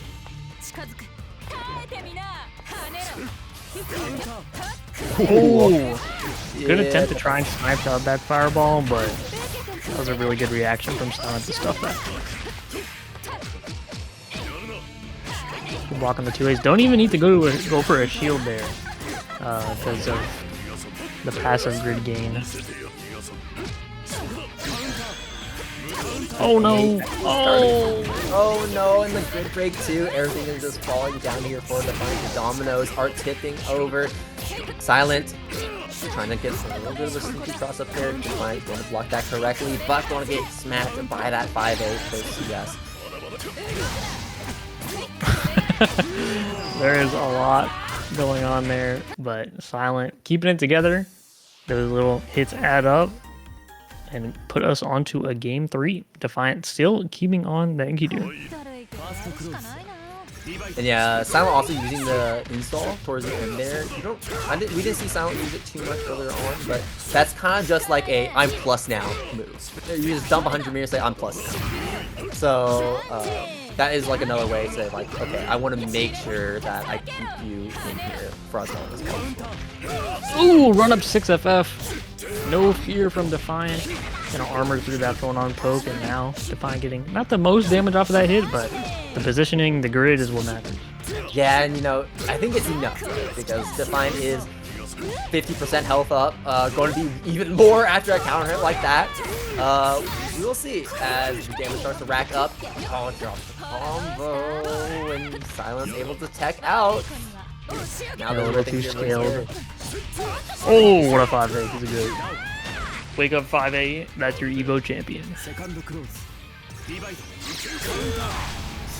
Okay, round 13 through 16, blowing right through Silent options there. Grid break, unfortunate for Defi though. Yeah, dash crouch shield getting caught, try to shield that fireball, but a brave 2A on the run up there. That was a really tricky pressure reset from Silent, but Defi was on top of it. Yeah, that Enkidu move, the armored little tackle is only -4, so it's like your turn, but Enkidu can still kind of, you know, 4C or go for his own parry again, that kind of thing. Silent, dude, Phonon with Celestial is terrifying. Yeah, oh his my combo God. Yeah, is definitely gonna be right. You don't even need to spend any resources. I mean, we're going to do it anyway. Oh yeah. I mean, I forgot, right? You get like 200 meter with Celestial. Yeah, you just get it all back. No consequence for spending there. Smart too, like using the 2-3-6 because sometimes like the final hit like lasts very short, so you don't get all the meter out of it. But like that lasts just 1 minute, so you don't get that. There's 100. There's the install on plus now. This does increase the damage on the whips, but I don't think it really changed this range data too much, if at all. Defiant. Playing patient, knowing this is the final round, has to find his way in on Silent here. We are 30 seconds down on the clock, and no one has been comboed. Yeah, just chip damage at this point. There's a throw though. That's probably the biggest chunk of damage we've seen so far. But now we get the counter hit 2A. That is another way to get things started, and definitely certainly is getting things started as now we've won the cycle. Whips that throw that could have been deadly, but Silent not biting. Throw here, throw again. Throws. Oh, the 6FF beating the 171 AD. Up back shield not allowed. Defiant with the confirm to take the set 2-1, sending Silent to the loser side of the bracket. No more bad characters. We're looking at some good characters. One really good character. We got Rio Jin on the Hyde, and Relief on the set. Hyde has always been that solid pick, never punished. And there's the run up at destroying the orb. Like I was saying before, usually a Seth player wants to put the orb into very awkward situations where like it's hard to destroy. But Rio Jin is doing a really good job at actually just sniping these out and playing around them. He's going to be catching it right there. And you know, just because Rio Jin, Hyde also has like these very big tools like that can just snipe it out for not really a lot of risk. Anyway, here we're closing up in the corner to get that combo down. Well, obviously not going to be a lot of damage, but that starts to add up over time. Spends the meter though, going to be getting the hard knockdown. Backing up, playing the shooting game. Grid break, Riv trying to go for the shield. Now this is actually going to hurt. Spacing out our strings here. Rivliv looking for the right moment to backdash out. Oh, there's that 1-2A hitting is going to use that orb. Yeah, I love that position from Rio Jin as well. Had the right ATO, unfortunately wasn't close enough to actually make that second 2A hit and get the combo, but it's okay. Rio Jin playing very well in neutral, playing really well around Riv's setup here in neutral.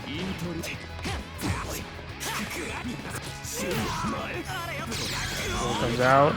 Yeah, not trying to force anything off of that throw. Rivliv's like, I'm just going to back up and put my orb on the screen. That's always your goal as a Seth player, is to just have an orb out. Just makes everything he does a lot more difficult to deal with. Oh, out of the corner. Oh, back in the corner. Steer Ender, get that knockdown, and now just playing really safe right there, and actually just playing perfectly at the right position because of the... Yeah, that teleport really just takes you right. Anyways, getting a good hit, trying to get some concentration in as well. Trade. Dropped the combo for the concentrate, but unfortunately didn't get the cycle. The tricky cross up. Dude, what's going on? Wasn't ready for it. One more guess. Still alive. Oh my gosh! Teleporting behind the 5C input and Rivliv with some tricky movement tying up the rounds.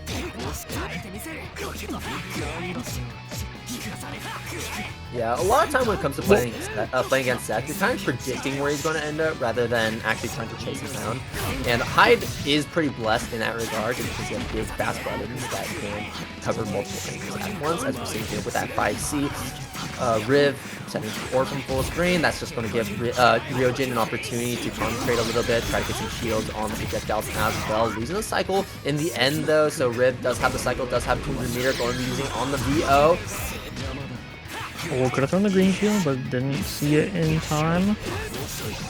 Oh, fastball 2A, a little bit tricky to block. Turtle's gonna find a hit with it. We got no meter though to back up the knockdown.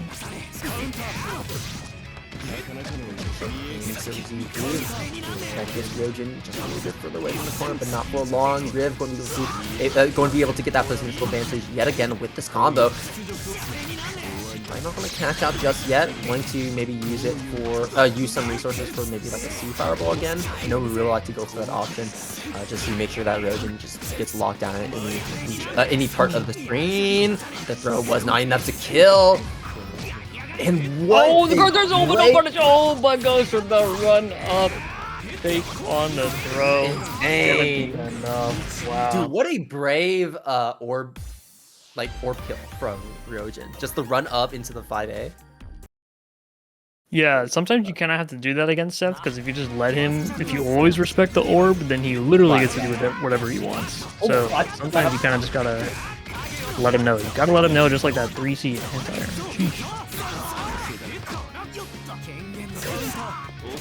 Oh! Okay, we're pressing 5CC.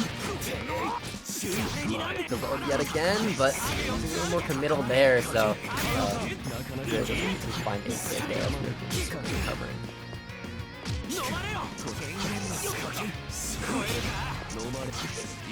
Force function for that orb. Oh, that was weird. I don't know why the 5A didn't kill it. It's because Seth got it in a recent patch. If you charge your force function, you cannot delete the orb. So casual. Speaking of deleting my health bar, Seth does have the lowest health in the game, but with the health changes, he does live this. Oh no! Oh my god, what a block! Let me try to go for the backdash, and Riv is going to be catching that clearly there. IWEX dumping all that mirror, confirming the KO. And I went to the IWEX a little early, but yeah, definitely going to be enough. At the very least, IWEX will always be on.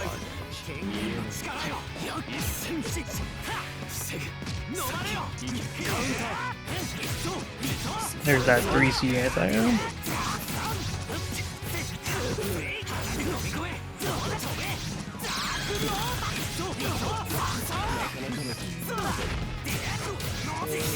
Throw combo. Ender. Throw again. Oh, we try to go for the throw again. Riv going to take it though. Run up 3C this time. Riv was high up. And yeah, Rio Jin trying to break that one. But like you said before, charging it does make it so that it's unbreakable. And then when Rio Jin kind of learns, like, okay, yeah, I'm not going to try and contest it. Oh, yeah. Gotta be careful. Can't really go for a DP there. Might go through. Oh, but the full screen Seth DP is gonna work. Yeah, I think Rio Jin was kind of expecting him to go for something like that, so he went to back it up with a canceling EXP of his own. But unfortunately, he did not beat out that 2K60 just a little too fast.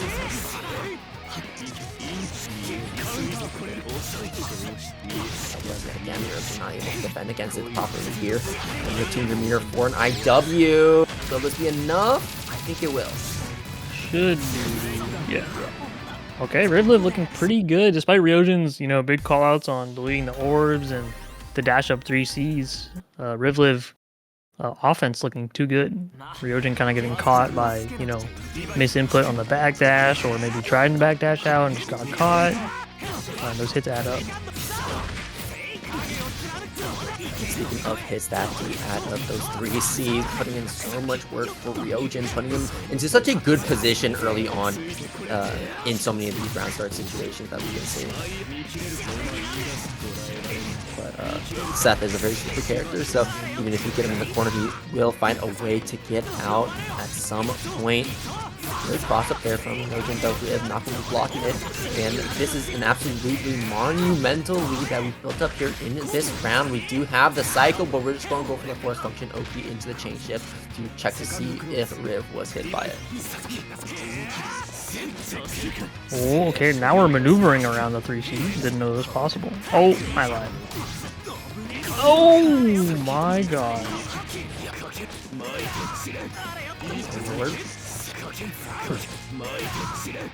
Oh my god. We are zooming on this screen.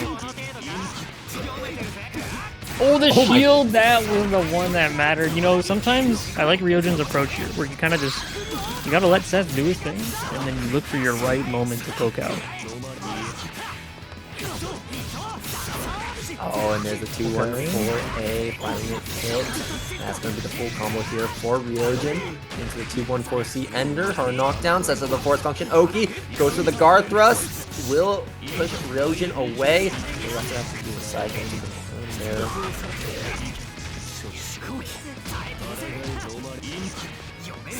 So far. Oh! He called out the shield, but didn't go for a 2A. Good block.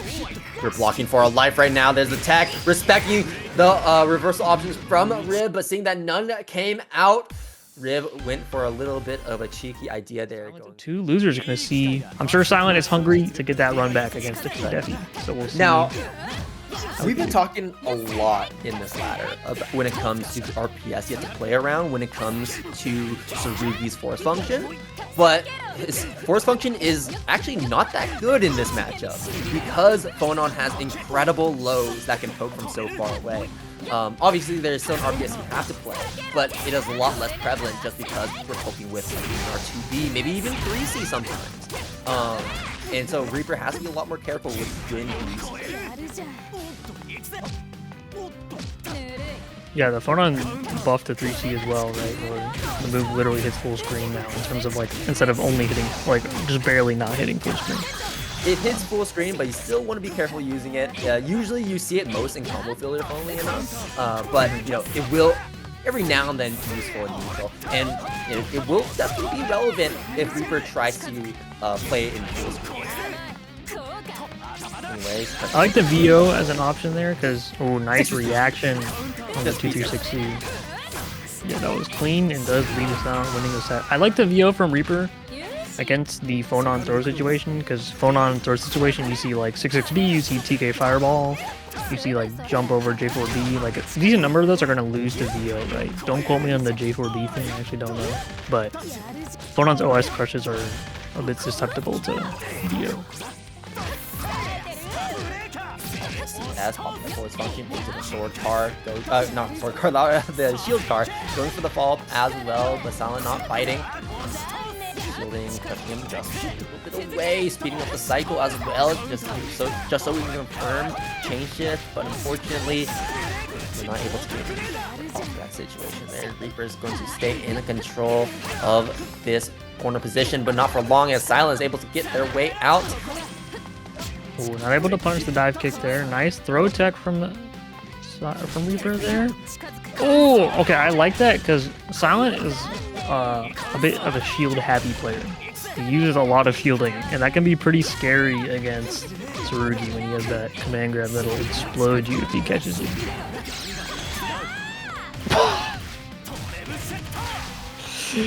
I cannot believe that reach. Yeah, it's like the Naruto Blaze Blue kind of. True. That's actually the perfect comparison. Yeah. It's a with punish DP if you really think about it too.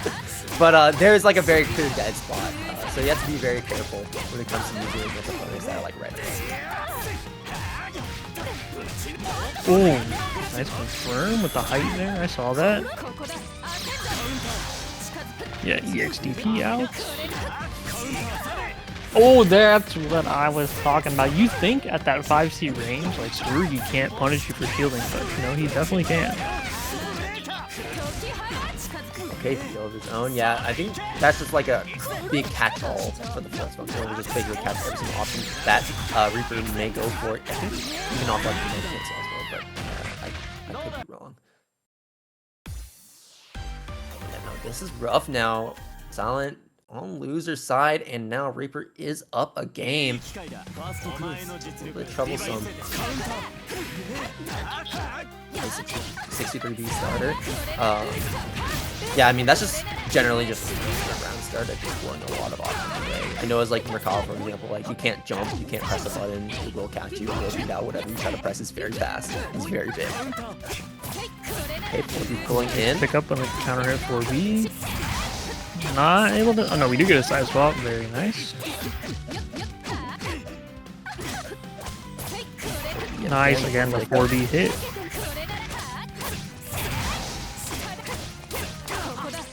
Nice routing. Yeah, you got IW. I think we're gonna be seeing a lot less double EX enders because the being able to tell if double EX kills versus IW is gonna be really hard.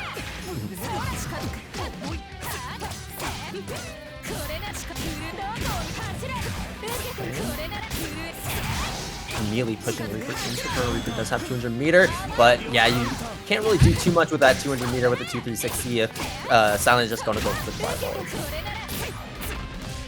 Not able to take the round here, but no meter on Reaper's side. Are we going to see a DP? No, he knows. Can't DP against phone on 6FF. Catches with the counter hit. We get the red B, but we clean it up anyways. Silent with a double perfect. That's a good ego boost there for Silent. Like, okay, I went down a game, but I still got it. Game number 2 was a wash. Now we're going into game number 3 here. Round start, just run up 5A, being immediately aggressive against the Tsurugi 1 to make sure that we have the momentum in our favor from round start as opposed to Reaper running away with around. Silent playing very aggressive, continuing this on with this combo, doing a good amount of damage. DP actually does connect. I was certain that would be the dead spot right there. But yeah, it only hit one hit, didn't hit the entire thing. So it kind of was like half in, half out. Nice throw tech Celestial, but if you're in a combo, are you going to get to use it? Yeah, I like it using the CS immediately because even if you... Getting grid broken actually stops your meter from converting. So he did not get as much meter as he should have from that chain shift. Oh, the throw bait. Oh my goodness. There's definitely a good chance that Reaper could make a comeback there, but it all kind of fell apart. this time. Playing things aggressive from round start, and now Silent is in the corner. We were talking about Phonon being limited with defensive tools, especially so when we're getting rated a broken as well. Good call out from Reaper on the shield. Alright, strike throws back. Nice 5A on the up forward. Throw. Phonon's throw animation is actually pretty long, so those help secure the cycle, but the EXDP is just barely enough to put Reaper on set point. And no fear, even when setting down 200 on the side of Silent. Surprised we didn't go for a meter option to start turning off, but just holding on to it. See if Silent can get himself out of the corner, and that he will with a simple 2-3-6 C. A little small run under. Oh, and the CS perfectly timed on Reaper's wake up, catches the VO, and that timer will be running down. Unfortunately, Silent dropping the combo in the middle of it, so Reaper will be able to play with a little bit of that mirror, and will be using it immediately after we find a hit on the 6C. And might as well cash out the leftover VO. And now Silent suddenly just 2 throws away or 1 good hit, but the VO does get him out of that. Oh, I'm plus out, but Reaper does not care. 5A Nash in response to Silent running up, and Reaper takes game 3. Holy smokes, that combo just barely killed 2. Reaper getting his revenge on Silent, very nice. But right now we're hopping over to our other losers match. We've got Ridley versus Bolstra. Okay, we're just cutting straight to the chase here. Teleporting right behind Bolstra. I'm already behind you, and Bolstra getting open up really. Not a whole lot of damage, but it's okay. Seth not known for a lot of damage. All he does is a lot of hits, and that's exactly what this is doing, continuing to open up Bolstra. Pressure sequence after pressure sequence, and Bolstra trying their best to find some modicum of advantage over Rivliv at the moment, but Rivliv currently is just controlling this round. Nice side swap from Bolt. Lots of control to Riv, as you were saying, but Bolstra got a chance. Don't fall into the disc. Okay, the disc is gone.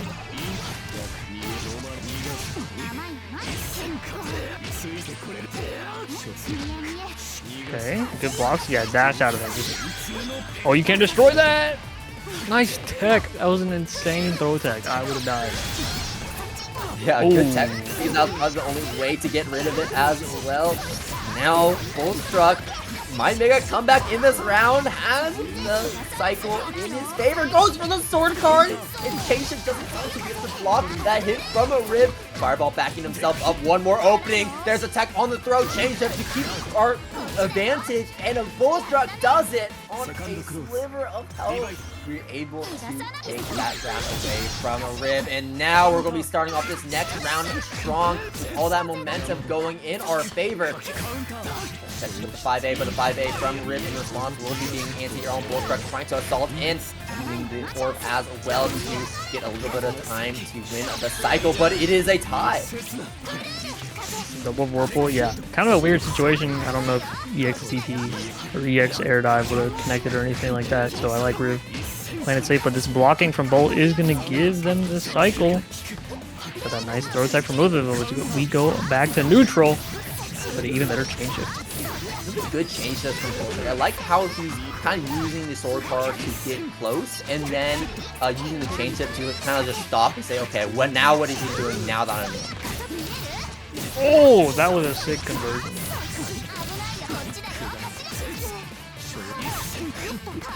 Throw? I don't know if that's what Bolt was looking for.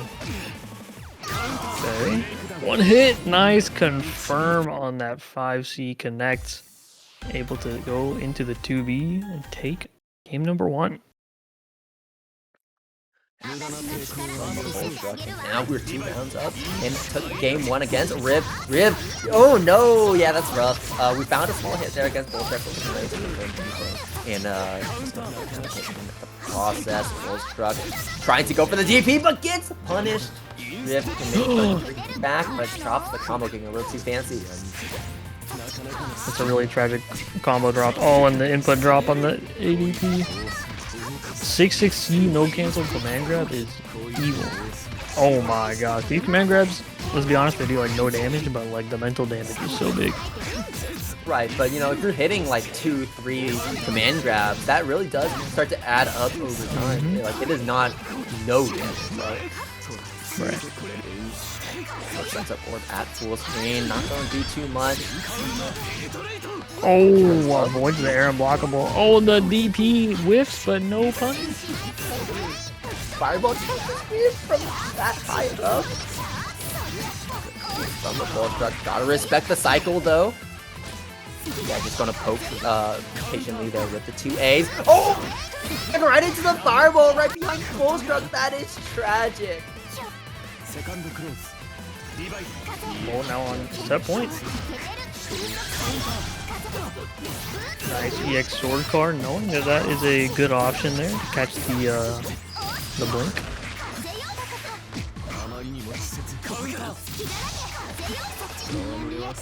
Ooh, that is especially tragic. Rip, unfortunately, if that is full struck. Nah, no way this goes. Whoa! That's dead. My bad, guys. If you like, look at the scaling on the first. It takes so long as well that like you have a lot of time to figure out what makes your opponent tick and how to exactly counter that. Nice stand tag after blocking assault JC. And yeah, this is what we're gonna be seeing for you know, gonna be a lot of slow-paced gaming from here on out. Yeah, and that's the reason why Rio Jin didn't really want to press a button first, because you can see that we got that kind of hit there on the 5A. DP, okay, we put the knee up, but that's not going to do anything here. Rio Jin going to be dropping the combo, but still gets the pickup as we catch Defiant trying to backdash away. Very nice micro dash forward 6B as well. Like kind of a weird input to get that punish. That was nice.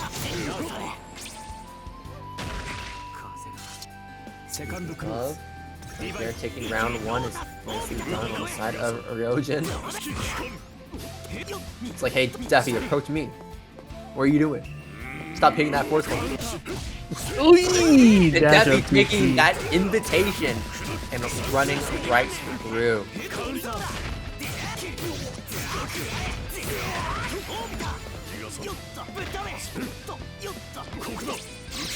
Oh, backdash? Yeah, nice. Good reaction.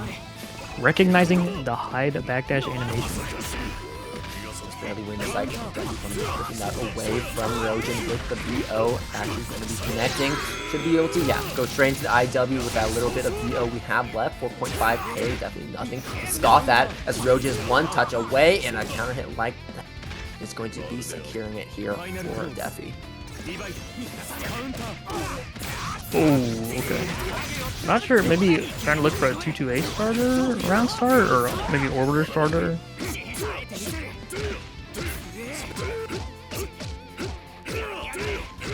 Good staggers from Defiant, ending it with the 2-2A there instead, but Rio Jin not recognizing that it was his turn. Rio Jin just not really spending a lot of meter, really.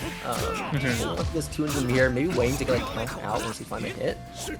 That could definitely be a possibility. And oh, found a hit, but what? I'm just surprised I beat it. I cannot believe I've never seen EX Pogo lose, like just period, ever. Break on the orbiter.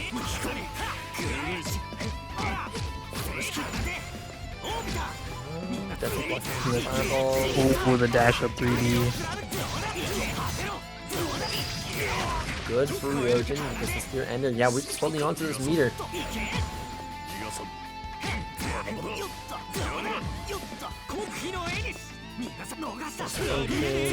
Oh, but yeah, definitely jump up into there, but not blocking that counter hit. That's big. Nice. Is that dead? I love on some of these hits, or excuse me, this. Oh, it's not gonna be enough.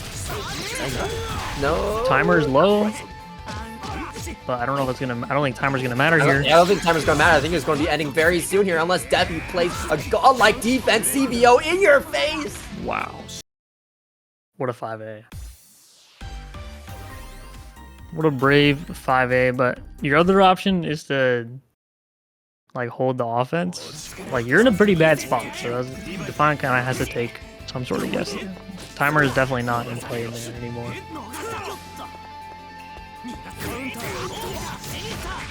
Nice dash of 3D. Very strong poke option from Hyde. Also Hyde's longest range low on a normal.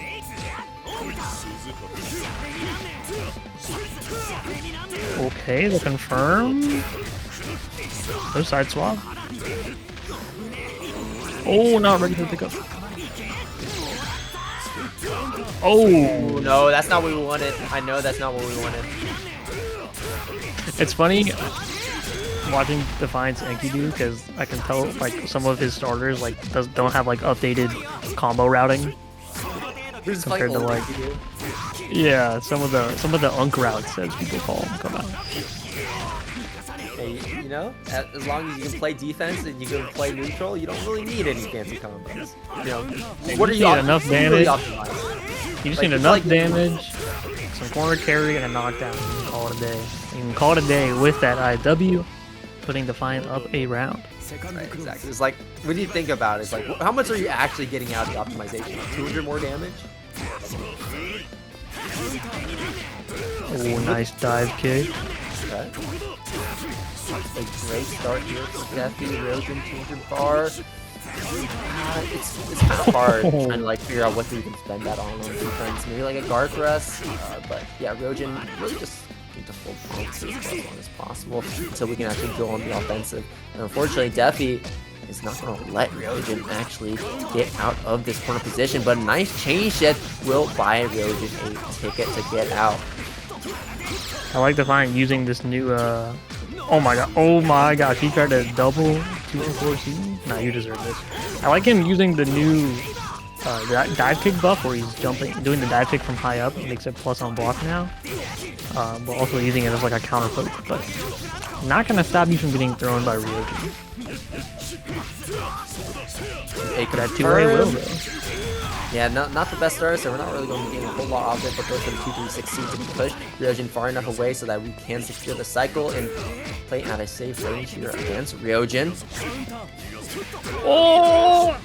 Didn't believe in the 2B press.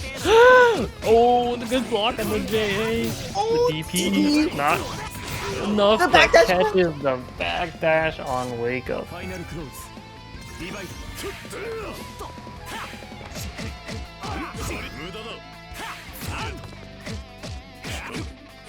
2A, 5A, 5A, just staggering this pressure. There's Orbiter running through, and now that's Celestial for Defi, but Rio Jin is not scared at all. 5A going to be checking Defiant. Still want to be careful around the chain shift, and that's exactly what Rio Jin is doing, back in the press a little bit. And tossing the Ender, and going for the Fireball Oki. Ooh. The Rekka with punishing the 2B. It's not the best starter though. Are we cashing it out here? I think so. I think it's enough. Yeah, okay. Yeah, you're chilling.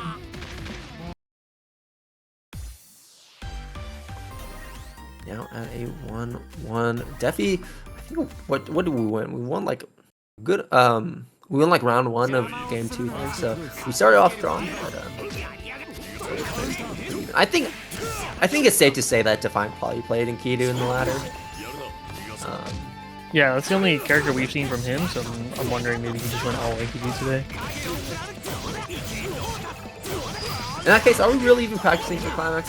Are we really locking into Enkidu for Climax? I mean, Defiant is, you know, he's in the Arc World Tour is what I'll say. Like, he's kind of chilling, you know? That's true, but there's not a ton of pressure on him to really, like, perform. I mean, he's definitely got that competitor in him, for sure. But he's definitely looking forward to just kind of hanging out at this event. We gotta get 2 years in a row, though, right? That would be Hyde. Oh, what a call out on round start explosion. Actually, I think a little micro dash before that jump as well.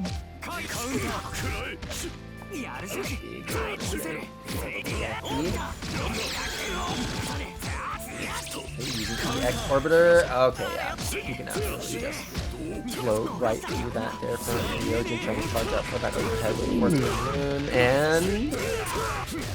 Oh, you got this route? Okay. Yeah, we got it. Getting caught by that overhead.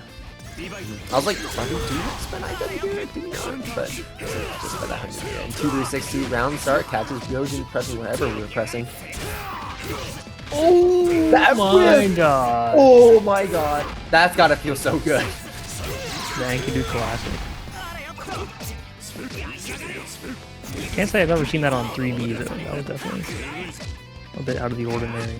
Alright, VO from Hyde here. Gotta be a little careful. Goes for the stand shield, but thankfully gets away.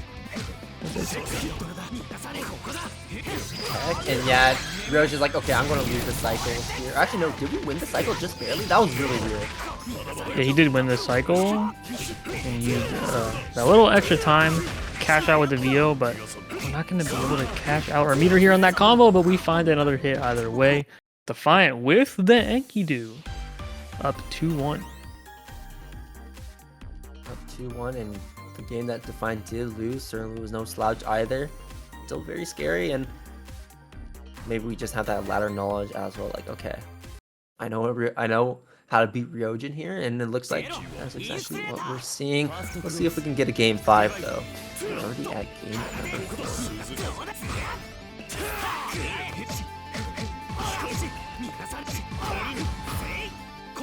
Shield, wow. Lots of blocks. Round start Celestial. Yeah, we're feasting. We are feasting tonight, brother. Oh my god. Oh my god.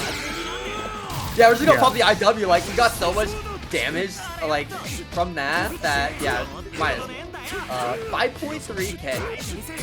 Holy moly. Oh, the wall. Do it again. Okay, Rio Jin's tired. He said, stop it. I'm beeping.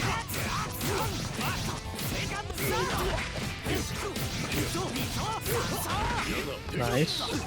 Defiant had to, Defiant had to do something risky. Oh, messes up the combo, but tries. We're so back. It's so over moments right here.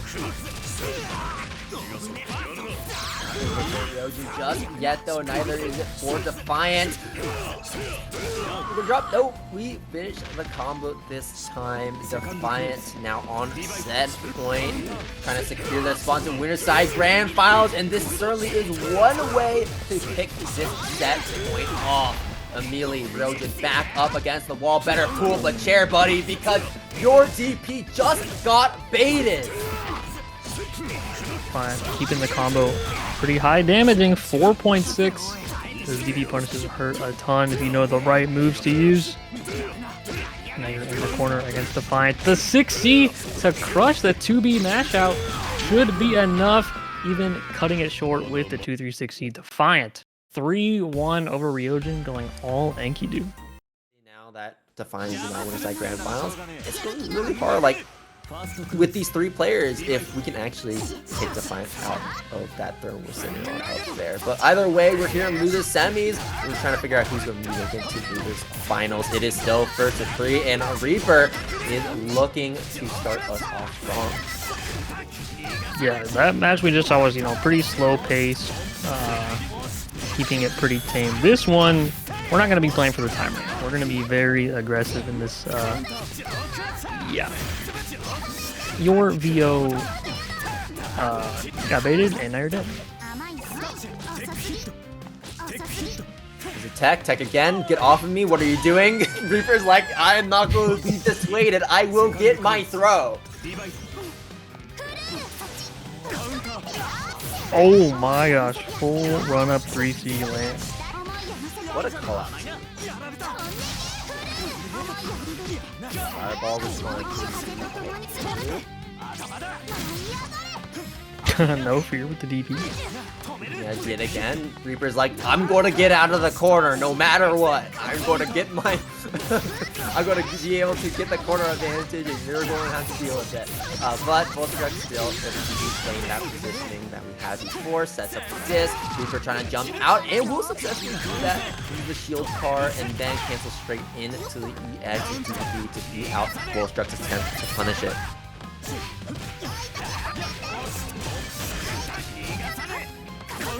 Is parting. Oh yeah, we tried to back up, respect the wake up option from the full stretch. Full stretch. Like, okay, yeah, you're just gonna walk back.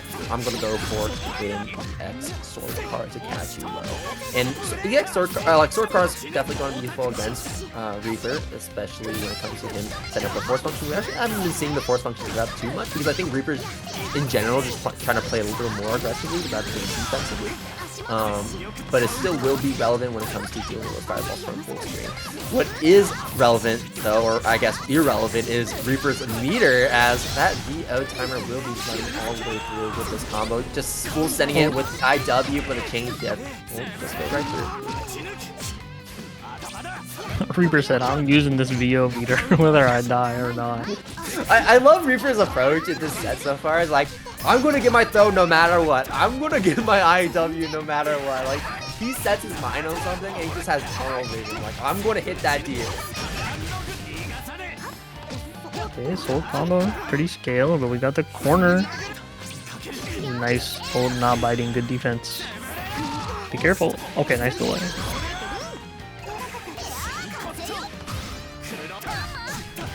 Oh, that was very weird. Now went to the other side, getting a cross up. Can't kill just yet. Respects the change it. Backdash out. 236C. Staying plus. R thrust. Get a raw spin. Fireball. And then we're able to get a combo right afterwards as well. Yeah, good pickup on that fireball. It's always the way Reaper plays is like, I feel like every hit you get against him is like a weird hit. You know? Like, right. He's kind of just moving in ways you don't normally expect. So that was a nice stabilization from both. Like that. Like, you're not ready for that to connect. You're not ready for that. Here's the thing. Reaper plays Miyako, right? He plays Miyako in Melty Blood. He's going to be an annoying player no matter what character he's playing, right? Yeah, I mean, he's playing Melty Blood in this game, I think. I can see that. I can see that. Ooh, nice confirm with the 2-on-4. It's gonna lead to some nice damage.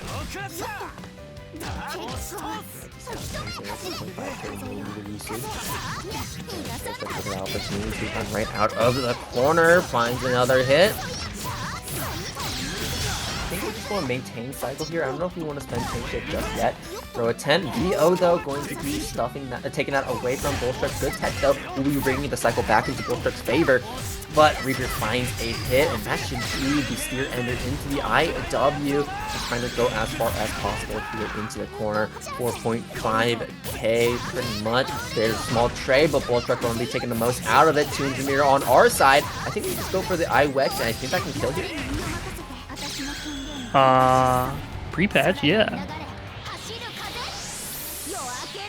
Pre-patch, yeah. Surely. Surely, right? It's IWEX, right? Oh no. Okay. Yeah, before it was like, you need to be past like the little round counters for it to be a guaranteed kill. But just a little bit farther was still enough.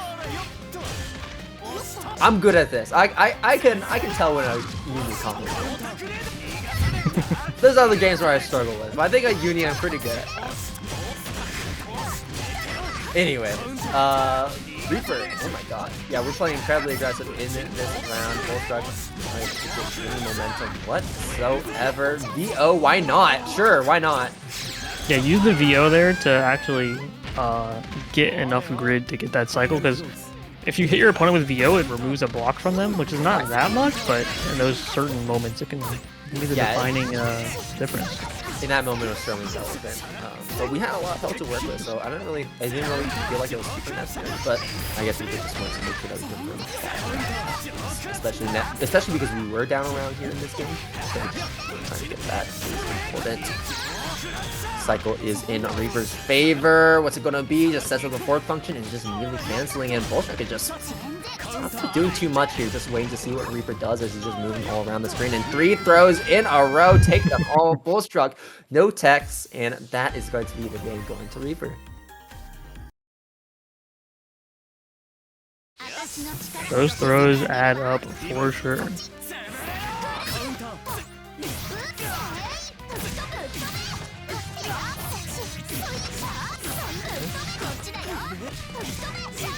Good start, even better start. Finds another hit. Not necessarily the best starter. So yeah, we're just not going to want to spend too many resources on it. And we've actually seen Reaper go for that multiple times. They're stalling a little bit in the air and then going for the shield card, dropping down with a J2C after the disc, which is by just enough time to actually put ourselves into an advantageous state after we exit the corner. Okay, Reaper trying to make a comeback here. Spacing the 2C, then rebeating, just kind of waiting for that chain shift. But really good patience on Bolt to not burn it immediately, and ended up able to use it to close the round. What was that? Okay, anyways, there's a throw. Oh, okay, that was a very brave 3C. I guess what we're trying to call out is Reaper going into force function into yeah, no, most likely, yeah.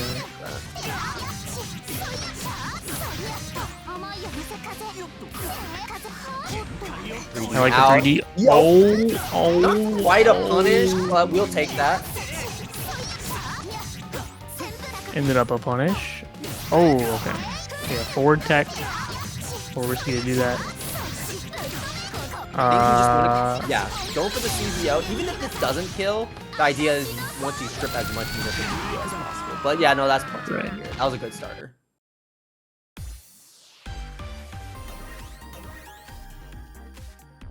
Okay, Bullstruck now 2-1. Regaining that lead over Reaper in this set. Reaper back on the back foot, but it does not phase him as once again he just plays as aggressive as possible and Gold has to deal with it. Here comes the Reaper throws. Oh, and I think maybe we're expecting another throw again, but this time Seth is going to go for 5-day lead. Oh, for DDP never fails. See on plus. Oh, try to throw the force function. Is it enough? Oh my gosh, the last hit. Those were pixels that were moving right there. Right, it was like 10 damage that we just accrued right there. 10 damage right there. Anyways. It's like, dude, it's like Melty Blitz game.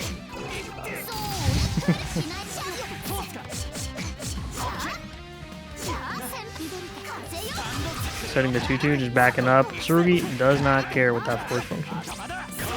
Right through. And that's really where representing maybe like sword card like that right there definitely becomes useful after setting up your disc like that.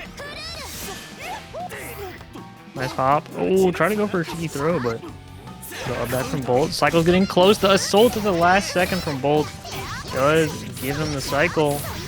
Now we're gonna see if they can tie up the round count here. Oh, big BO. Yo, this could be big. With the throw, though, we're not really getting much opportunity to do anything with it. And we do have the cycle, so that's what the VO was primarily used for. But now we don't really have a meter to use. I think, okay, we're just going to pop it now for the chain shift, get 100 meters back. Still wait things out, but gets hit by the fireball. Still, though, that does put Reaper into position where we do have almost a 200 meter going into this next round here, and that could be a potential game changer. Bullstruck with 100 meter of his own, though. We'll see. Crazy call. Right.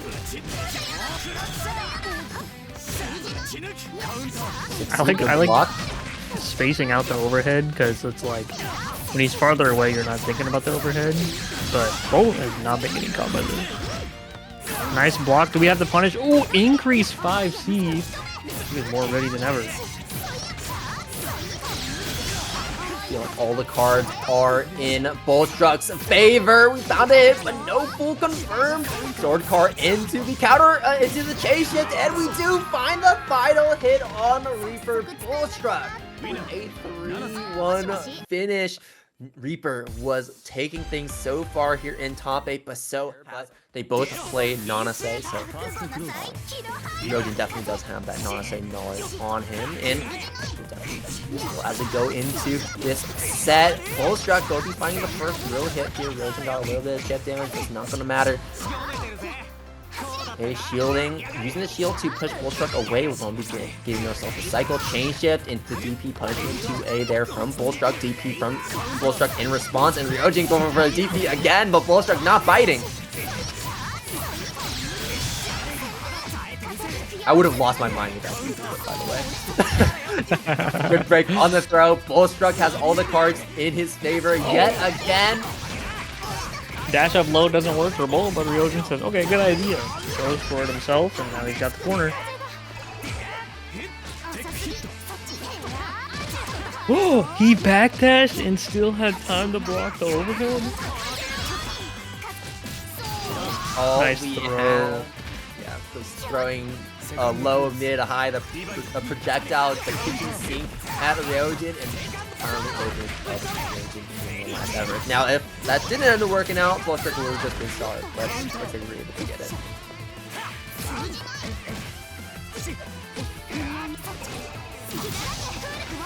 Okay, nice dash out throw. Oh no, not the back throw, gonna lose the corner, but okay, we can just throw him to the other corner, I guess.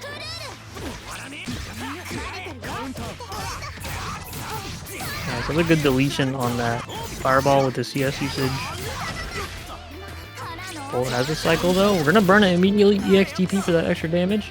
Might as well when you're gonna get so much meter back. Sets up the EX Fireball as well, but Rio Jin going to hop right on over, and Bullstruck not ready for the Nanase here on Rio Jin. Being caught here, Rio Jin is going to keep things simple. Spear Ender into chain shift into IW, get a little bit of that meter refund back. Here,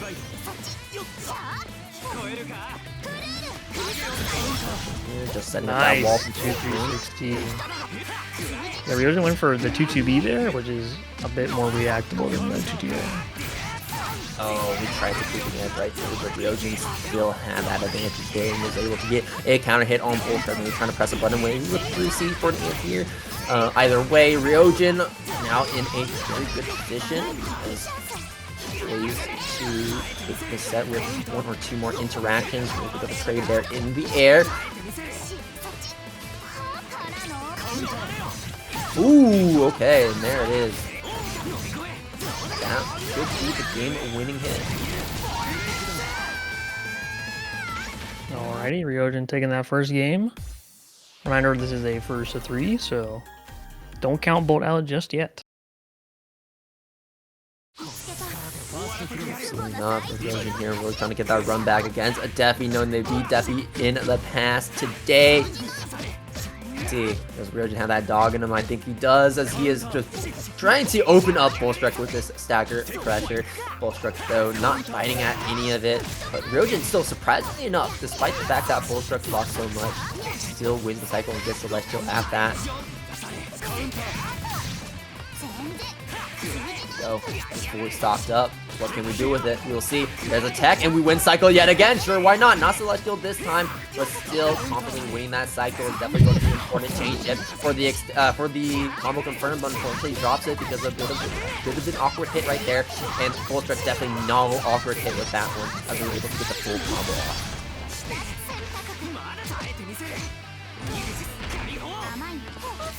The O-pop. Ooh, it reads the back dash for the run-up throw. Tries to go for the 3C before the thrust out of range right there. And then we go for the EX dive pick to win this round potentially. No, not quite there, but a DP will do the job. Rio Jin had multiple options available to him. Probably for a throw, just a simple 2A, or just reverse focus on it. In that case, the DP.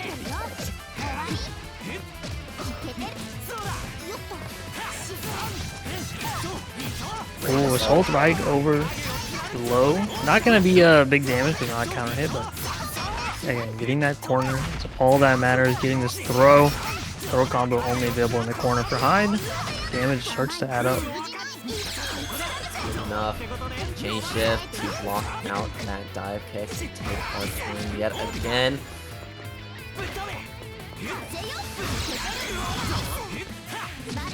Usage of the Sea Orbiter just to keep Bullstruck in check from behind the fireball. Okay, Hellbringer. One throw situation. Bolt knows he's got to press. He doesn't want to deal with the mix-up. And now he's got the corner.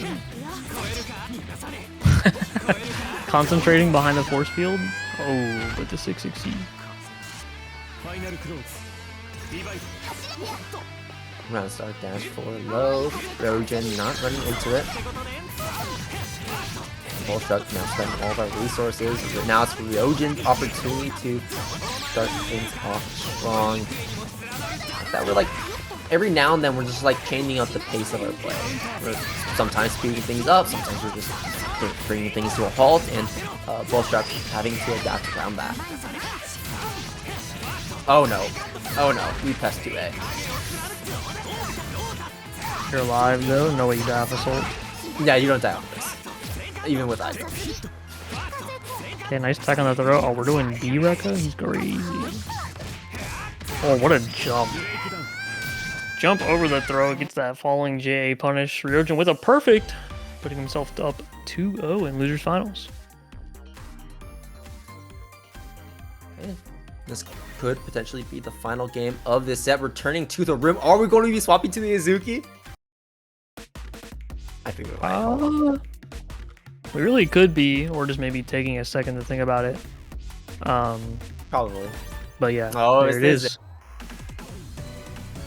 We've yet to see Bullstruck's Uzuki pop out just yet. I think the only Uzuki we've seen on stream was the very first set we watched. So it's cool to see this character come back, and I think Bullstruck is one of the better players on this character right now. We'll see if like this swap will be useful for Bullstruck. This is like the character we're locking into for the rest of the set, though. Like, if we win this game, we have to play this out to completion. Question is, does Rio Jin know how to play against Uzuki? He probably does. I think Hyde generally plays really well to this character. Yeah, for sure.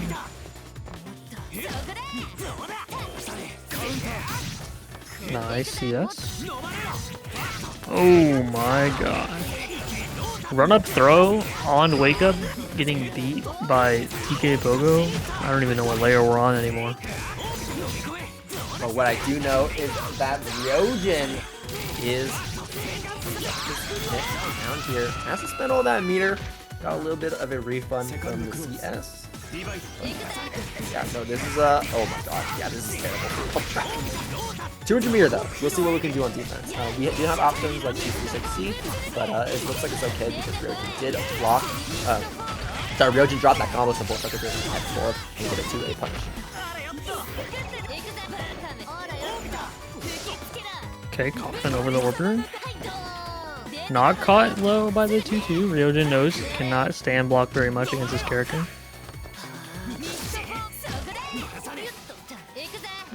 Another 2-2 blocked. Rio Jin pretty content to down backing, but finally gets caught with some movement. Bolt struck. Getting another hit here. We got the bomb coming out.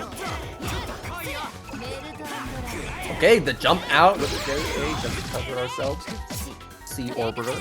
Getting those plus frames against Bullstruck here. Bullstruck going to be pressing afterwards. There's the Pogo into the DP. Sure, why not? Bullstruck going to be able to get this round because of that. That was actually tragic. Rio Jin after that ADP had 99.9 meter, and I think he really thought he was going to build to 100.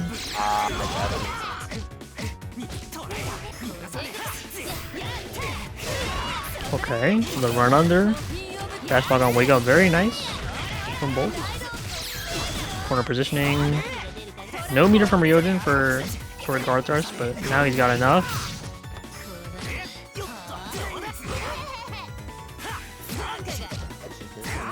That's only a matter of time until you can open up. Hyde not known for having like incredibly strong overhead low games.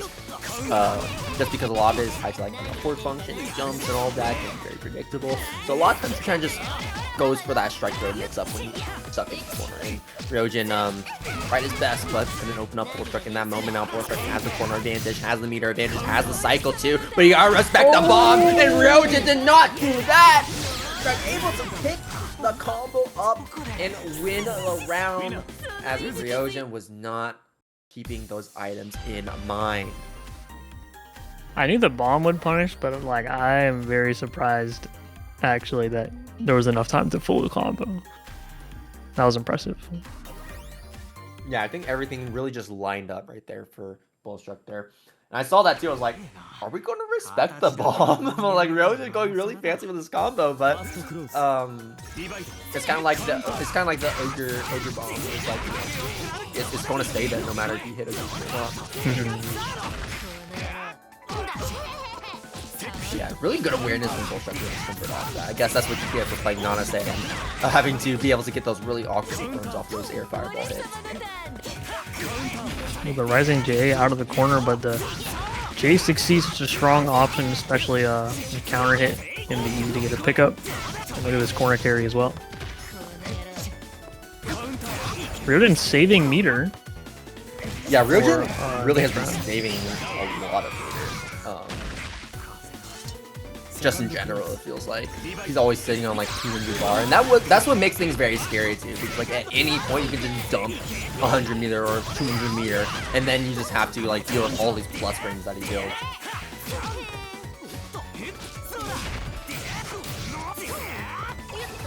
Oh no, drops the combo. Gordeau taking advantage of that and protect forward to get himself out of the corner. Starting to combo off his own. That was good back here from Ryojin, but he's able to build up 200 meter right now. And yeah, the chain shed is going to provide a perfect opportunity for Ryojin to get that reversal against Bullstruck. Oh, 60 and gets the punish as well. A little bit of a tricky one right there because of the spacing, but Ryojin has got it. And that's going to be the IW to close it out. Ryojin 3-1 advances forward from losers finals to get that run back against Defi there in Grands. Yeah, bet it all on the Defi on the winner's side. We're going to be duking it out on the training room stage because of course we are. Shout out again to Paragon for hosting this awesome ladder event. There's been a lot of amazing matches throughout our ladder and our top 8 bracket, but there can only be 2 players left now.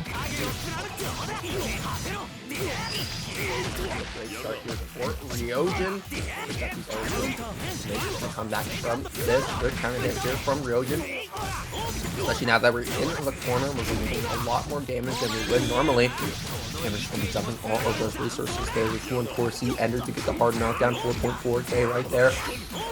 We're just fishing for another hit. Good block on the overhead forward function from Ryojin. From Defiant. In response to Ryojin. And now Defiant is going to be just going right out of the corner right there with that 260 just to push ourselves to the other side of the stage. And now that we have the corner to work with, we could have killed with that combo, but we dropped it, and Ryojin should be able to squeeze this win if we spend our resources, and that we will. There's no reason not to spend that IW to confirm this round. Yeah, I don't know if a 100 meter spin would have been enough. But definitely a weird health value to look at. We're starting our second round. Defiant not gonna get too punished by these Pogo. Like getting that JA punish. Normally, most players don't get any punish, so not the most damage, but we'll take it. Oh my gosh, that up back dive kick. Field trip blocks. And that's gonna be the cycle here for Ryojin. A 2-8 match, catching a Defi. Down. And this is where things become really tough because you're constantly using these forward functions to try and open up the opponent. If they continue to block it, not only are you spending grid to try and mix up your opponent, but you're also gaining them grid upon block. So it goes really rough when playing that grid game. Yeah, they're playing around the cycle here as Hyde when you're trying to open up your games like that. Don't think this is enough. EX fireball scaling. Yeah, I'm just gonna go for the knockdown. Wake up to a CDO. Oh, but nobody. Never punished, never punished. You got a cycle. Okay, just run. I knew he was gonna parry again. And the no fear DP from Ryojin after blocking the assault JC. It's like, what the heck are you doing, man? Like, come on, play the game. It is messed up that he can whiff parry and then CS the recovery, even though that move only has 5 frames of recovery either way.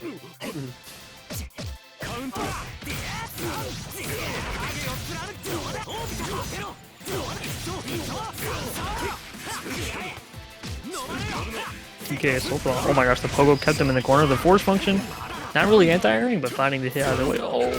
Oh, nice reaction 4C, and the stomp actually confirmed. You don't normally see that work out.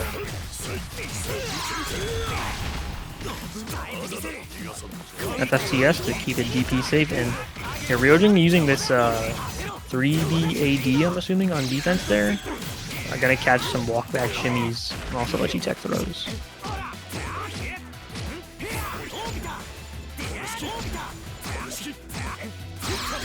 And yeah, this is like mid. Another mid. That throw tech giving Celestial, but the VO takes it away immediately. And you do not want to get hit after that.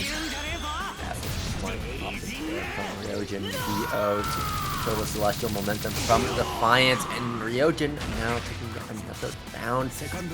Rio Jin looking really good here in the first set of Grand Finals, but still this is a slight reset. Definitely has plenty of time to work with.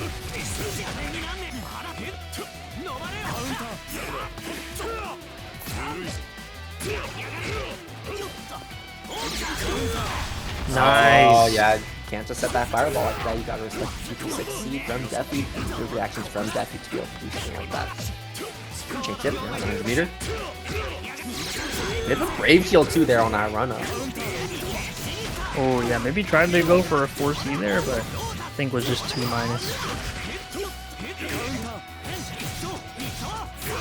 3C, Defi out of the corner. No, that's exactly what Rio Jin wanted, but hey, we'll take the damage. Damage is damage, right? Hey, God, throw. If we can get one more throw, we can get that combo to take the win here. We're close enough to the corner. I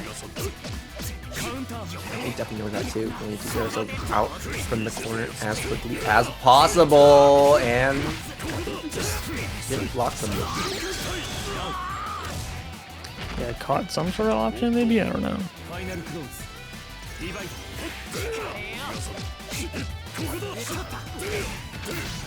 Oh, you gotta confirm for this? Okay, nice. That's some damage. We will take that. Oh, and there it is, the 3D whiffing yet again. Oh no! Oh, he's out.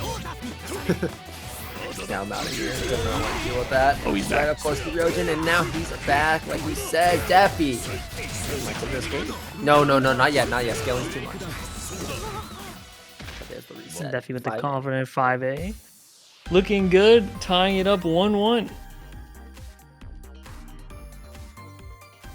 Okay. Looks like it won't be a 2-0 for Rio Jin. Just yeah, it won't be that easy. As things have evened up in the first set. Defi can just win this set here. That'll be wraps. Tries to stomp on Orbiter? A little misinput, surely.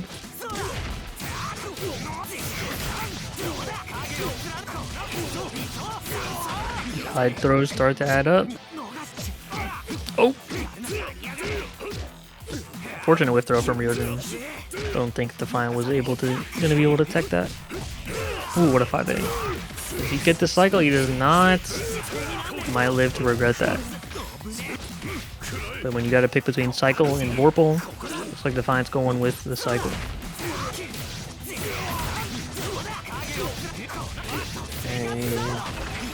Going to set Rio Jin up to win here. Yeah, absolutely. There with a 2A confirm like that. Defi maybe trying to jump. Oh, wake up. Oh, speaking of jump.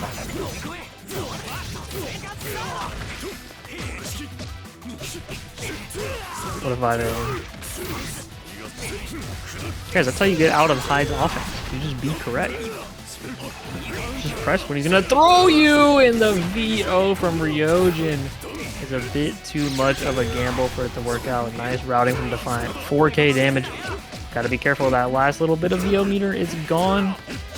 Defiant was on the back foot, but looking like he's gonna take this round. But you gotta get through this Celestial. Oh, yeah, absolutely going to be running away with this round. And now let's spend the meter though. Confident we can take it right here. And now one more. There's the throw. Yeah, that just wake up, dash up, throw. That's the power of having Vorpal on wake up. Your opponent is so scared to go for a meaty there, especially when Ryojin's only at such a small amount of health where like, oh, wake up reversal will take you out.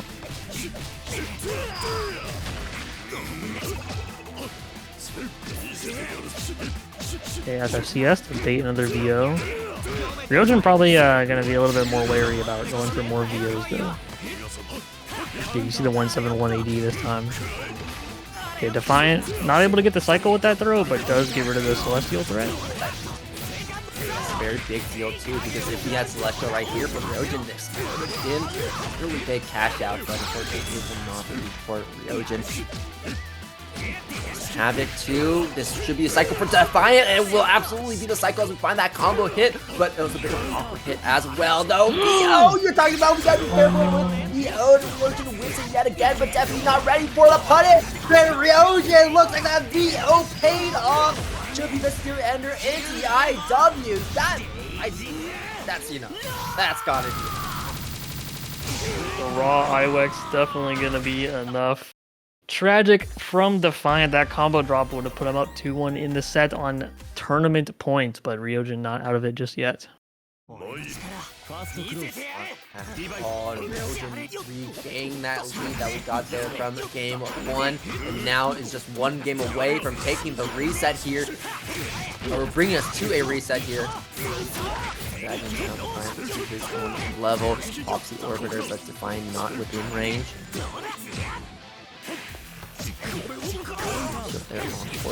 Grid break, surprisingly enough. That's exactly what we're trying to shield right there.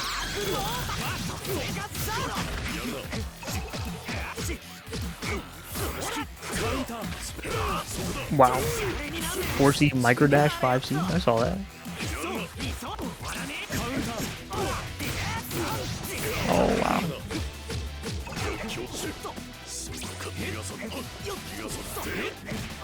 Oh no. Big whiff. He's really committed there.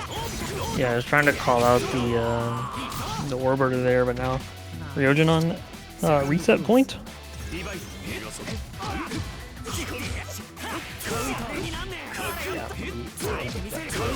Say about that.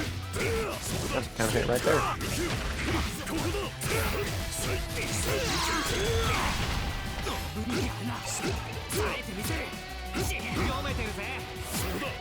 Okay. Oh no, we stopped blocking for just a moment.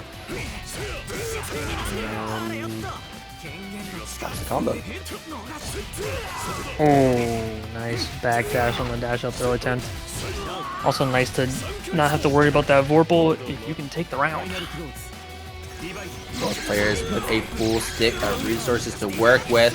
We see the 236C from Defi, but so do we see the C orbiter from Ryojin in response. It looks like Ryojin is the one that has that meter usage looks pay off for him. And just want to continue to keep that momentum going and we find another hit here against Defi. We have the cycle confirmed as well. Defi with 2 engineer on defense. What can you do here when Ryojin throws you like that? Need one more interaction though. Yes. Ender gets that knockdown. CVO in your face. Oh, we tried to press a button, but Ryojin shimming right away. Big hit here for Defi. Catch out with a 100 meter. Yeah, 236C Ender. Chase down Ryojin, 236C yet again. Find a hit there against Ryojin, but no Jyce. And with that, Ryojin is going to be resetting the bracket, dragging Defi down to losers with him. And now we are at a 0-0 yet again. We're so close to not seeing this second set with Defiant very closely taking that second game, and then now Ryojin kind of has the momentum. We'll see if Defiant can put a stop to it. Get into the first game of the reset. Ryojin making waves there in that first game, or in that first set. And it doesn't even look like Defi was really throwing too hard. So, but I think Defi is probably going to try and lock it a little bit more here, as now we're in that final set.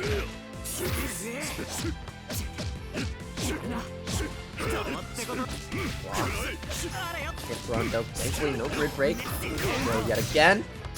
Okay, we get one hit the parry with that GP. Yeah, that was the armor. I don't know if you can CS during the armor like that. That would have been kind of crazy if you did. Oh, the up forward JA catching the back dash shimmy.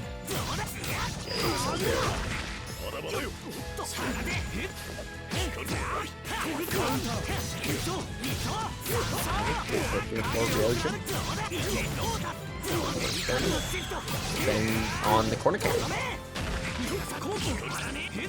Run up into the fourth function. Meaty! Definitely trying to press a button, probably getting caught.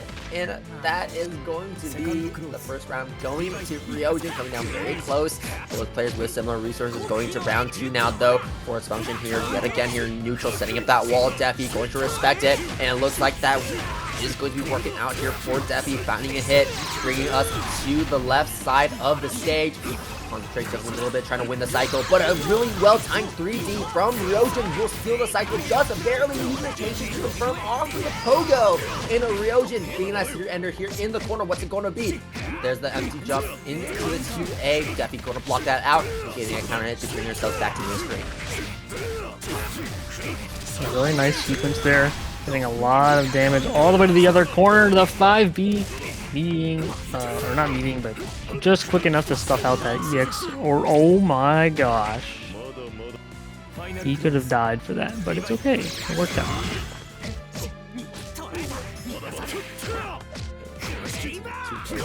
Oh no. Is that what we wanted? Like Orbiter makes sense there. I don't know if EP makes sense there. Anyways,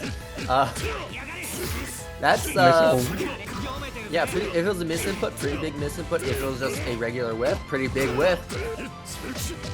All this blocking, Celestial. It's kind of too risky to go for a denial. Now you're gonna have to hold it, but oh my god, did he backdash? Maybe? He does backdash. Yeah, as we said, Celestial is gone though, but you still got that 200 meter to do it. Yeah, now definitely respect that, especially now that we're back. Oh, now we are in the corner here against Rio Jin. Pogo. The throw, here's some more damage on the table. That's going to be pushing Defi into that kill range. If Rio Jin find another opening here on Defi, but Defi also needs to find one opening here against Rio Jin. Both players one touch away.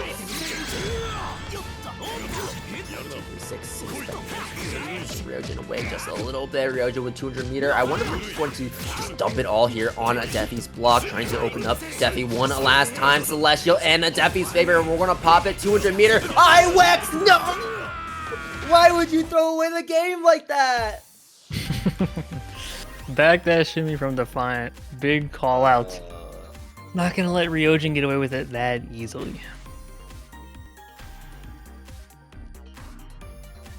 Use your one button reversals as a reaction, y'all. You don't use your one button reversals preemptively. Come on now. Y'all should know this.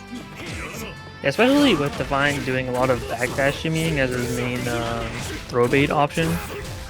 I'm a little bit surprised to see the IWX there. That was very but it's okay because he needs to have plenty more games to work with. That is if Defi gives Rio Jin those games to even work with in the first place, as Defi is continuing this taking that game on win, as we're going straight into this next round with a complete dominant performance here, as Rio Jin is just how to escape. I think Rio Jin is like, okay, yeah, I'm not even going to try. I'm not going to spend my resources to get out. I'm just going to try my best, defend as much as possible, and then see where we go into the next round. Bar 260 to start us off. 260 yet again. Sure, why not? See Ogre immediately afterwards, and if we just go for the throw right as well. Let's go for the throw yet again. Will whiff because he's a bit misspaced. Definitely no punish though. Ooh, that pickup. 2B increased 2C was clean off of the counter hit 2-2 right there. Fine, trying to bait out that chain shift. There it is. Not able to bait it out though. I like the EX parry. Oh, uh-oh. That's tragic. yeah, now tough for Defi. Defi's still not one touch away, though. I don't think the next combo even kills here for Rio Jin. So Defi still has another opportunity, and Rio Jin certainly does not have another opportunity, as because we are in critical health, we don't even need to spend any resources to confirm the kill. Defi now 2-0 over Rio Jin. Really locking in here after this reset. Like, okay, Rio Jin, I just threw you a bone, and now we're just gonna maybe get a 3-0 here for this final set of this tournament. We will see. Run up 2B, doesn't work out.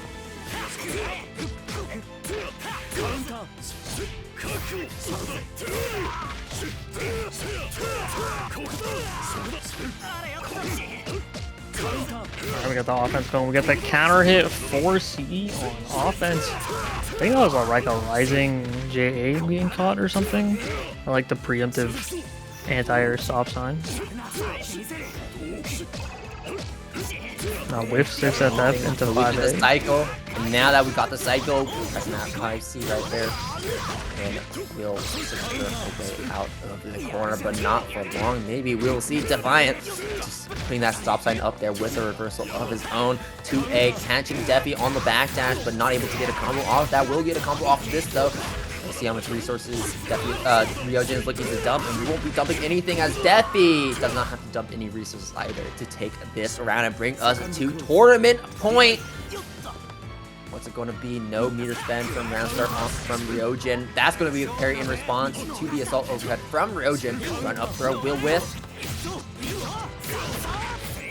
Okay, the rising JA again. Rio Jin doing a very good job representing that strong option. But is it going to be enough to take the tournament?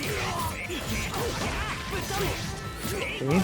Put him in a good spot, though. Also, has been able to secure a lead like this in these past few rounds, but Rio Jin definitely trying to get this as far as possible. Steer Ender, no resource spend just yet. We're going to save it for this next round. Maybe a little greedy, but Rio Jin we'll have that greed pay off here, because now we're going to be starting off this next round with 200 meter on the table. The question is, how are we going to be using that? Rio Jin known for really hogging that meter and using it at the most opportune moments. Instead, going to be using that C Ogre right there to push Defi closer into the corner and get those plus frames. But now you have to worry about the Celestial being a factor. Backdashing to 2A. Defi trying to go for it as well, but quite in range right there. Defi out of the corner, but not for long.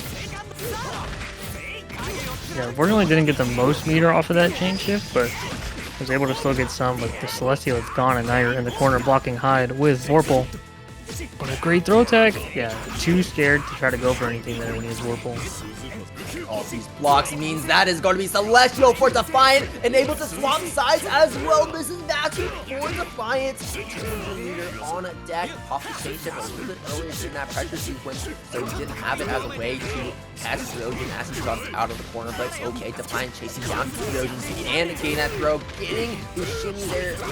Or not really shimmy, but like really good spacing there, getting the havoc off, and spending 100 bar with that Ender here in the corner, even better. Oh no. And with that whip, BO Defi is going to be your Paragon line Under Night in Verse 2 champion. The CVO finally killing for the first time in forever. That is going to be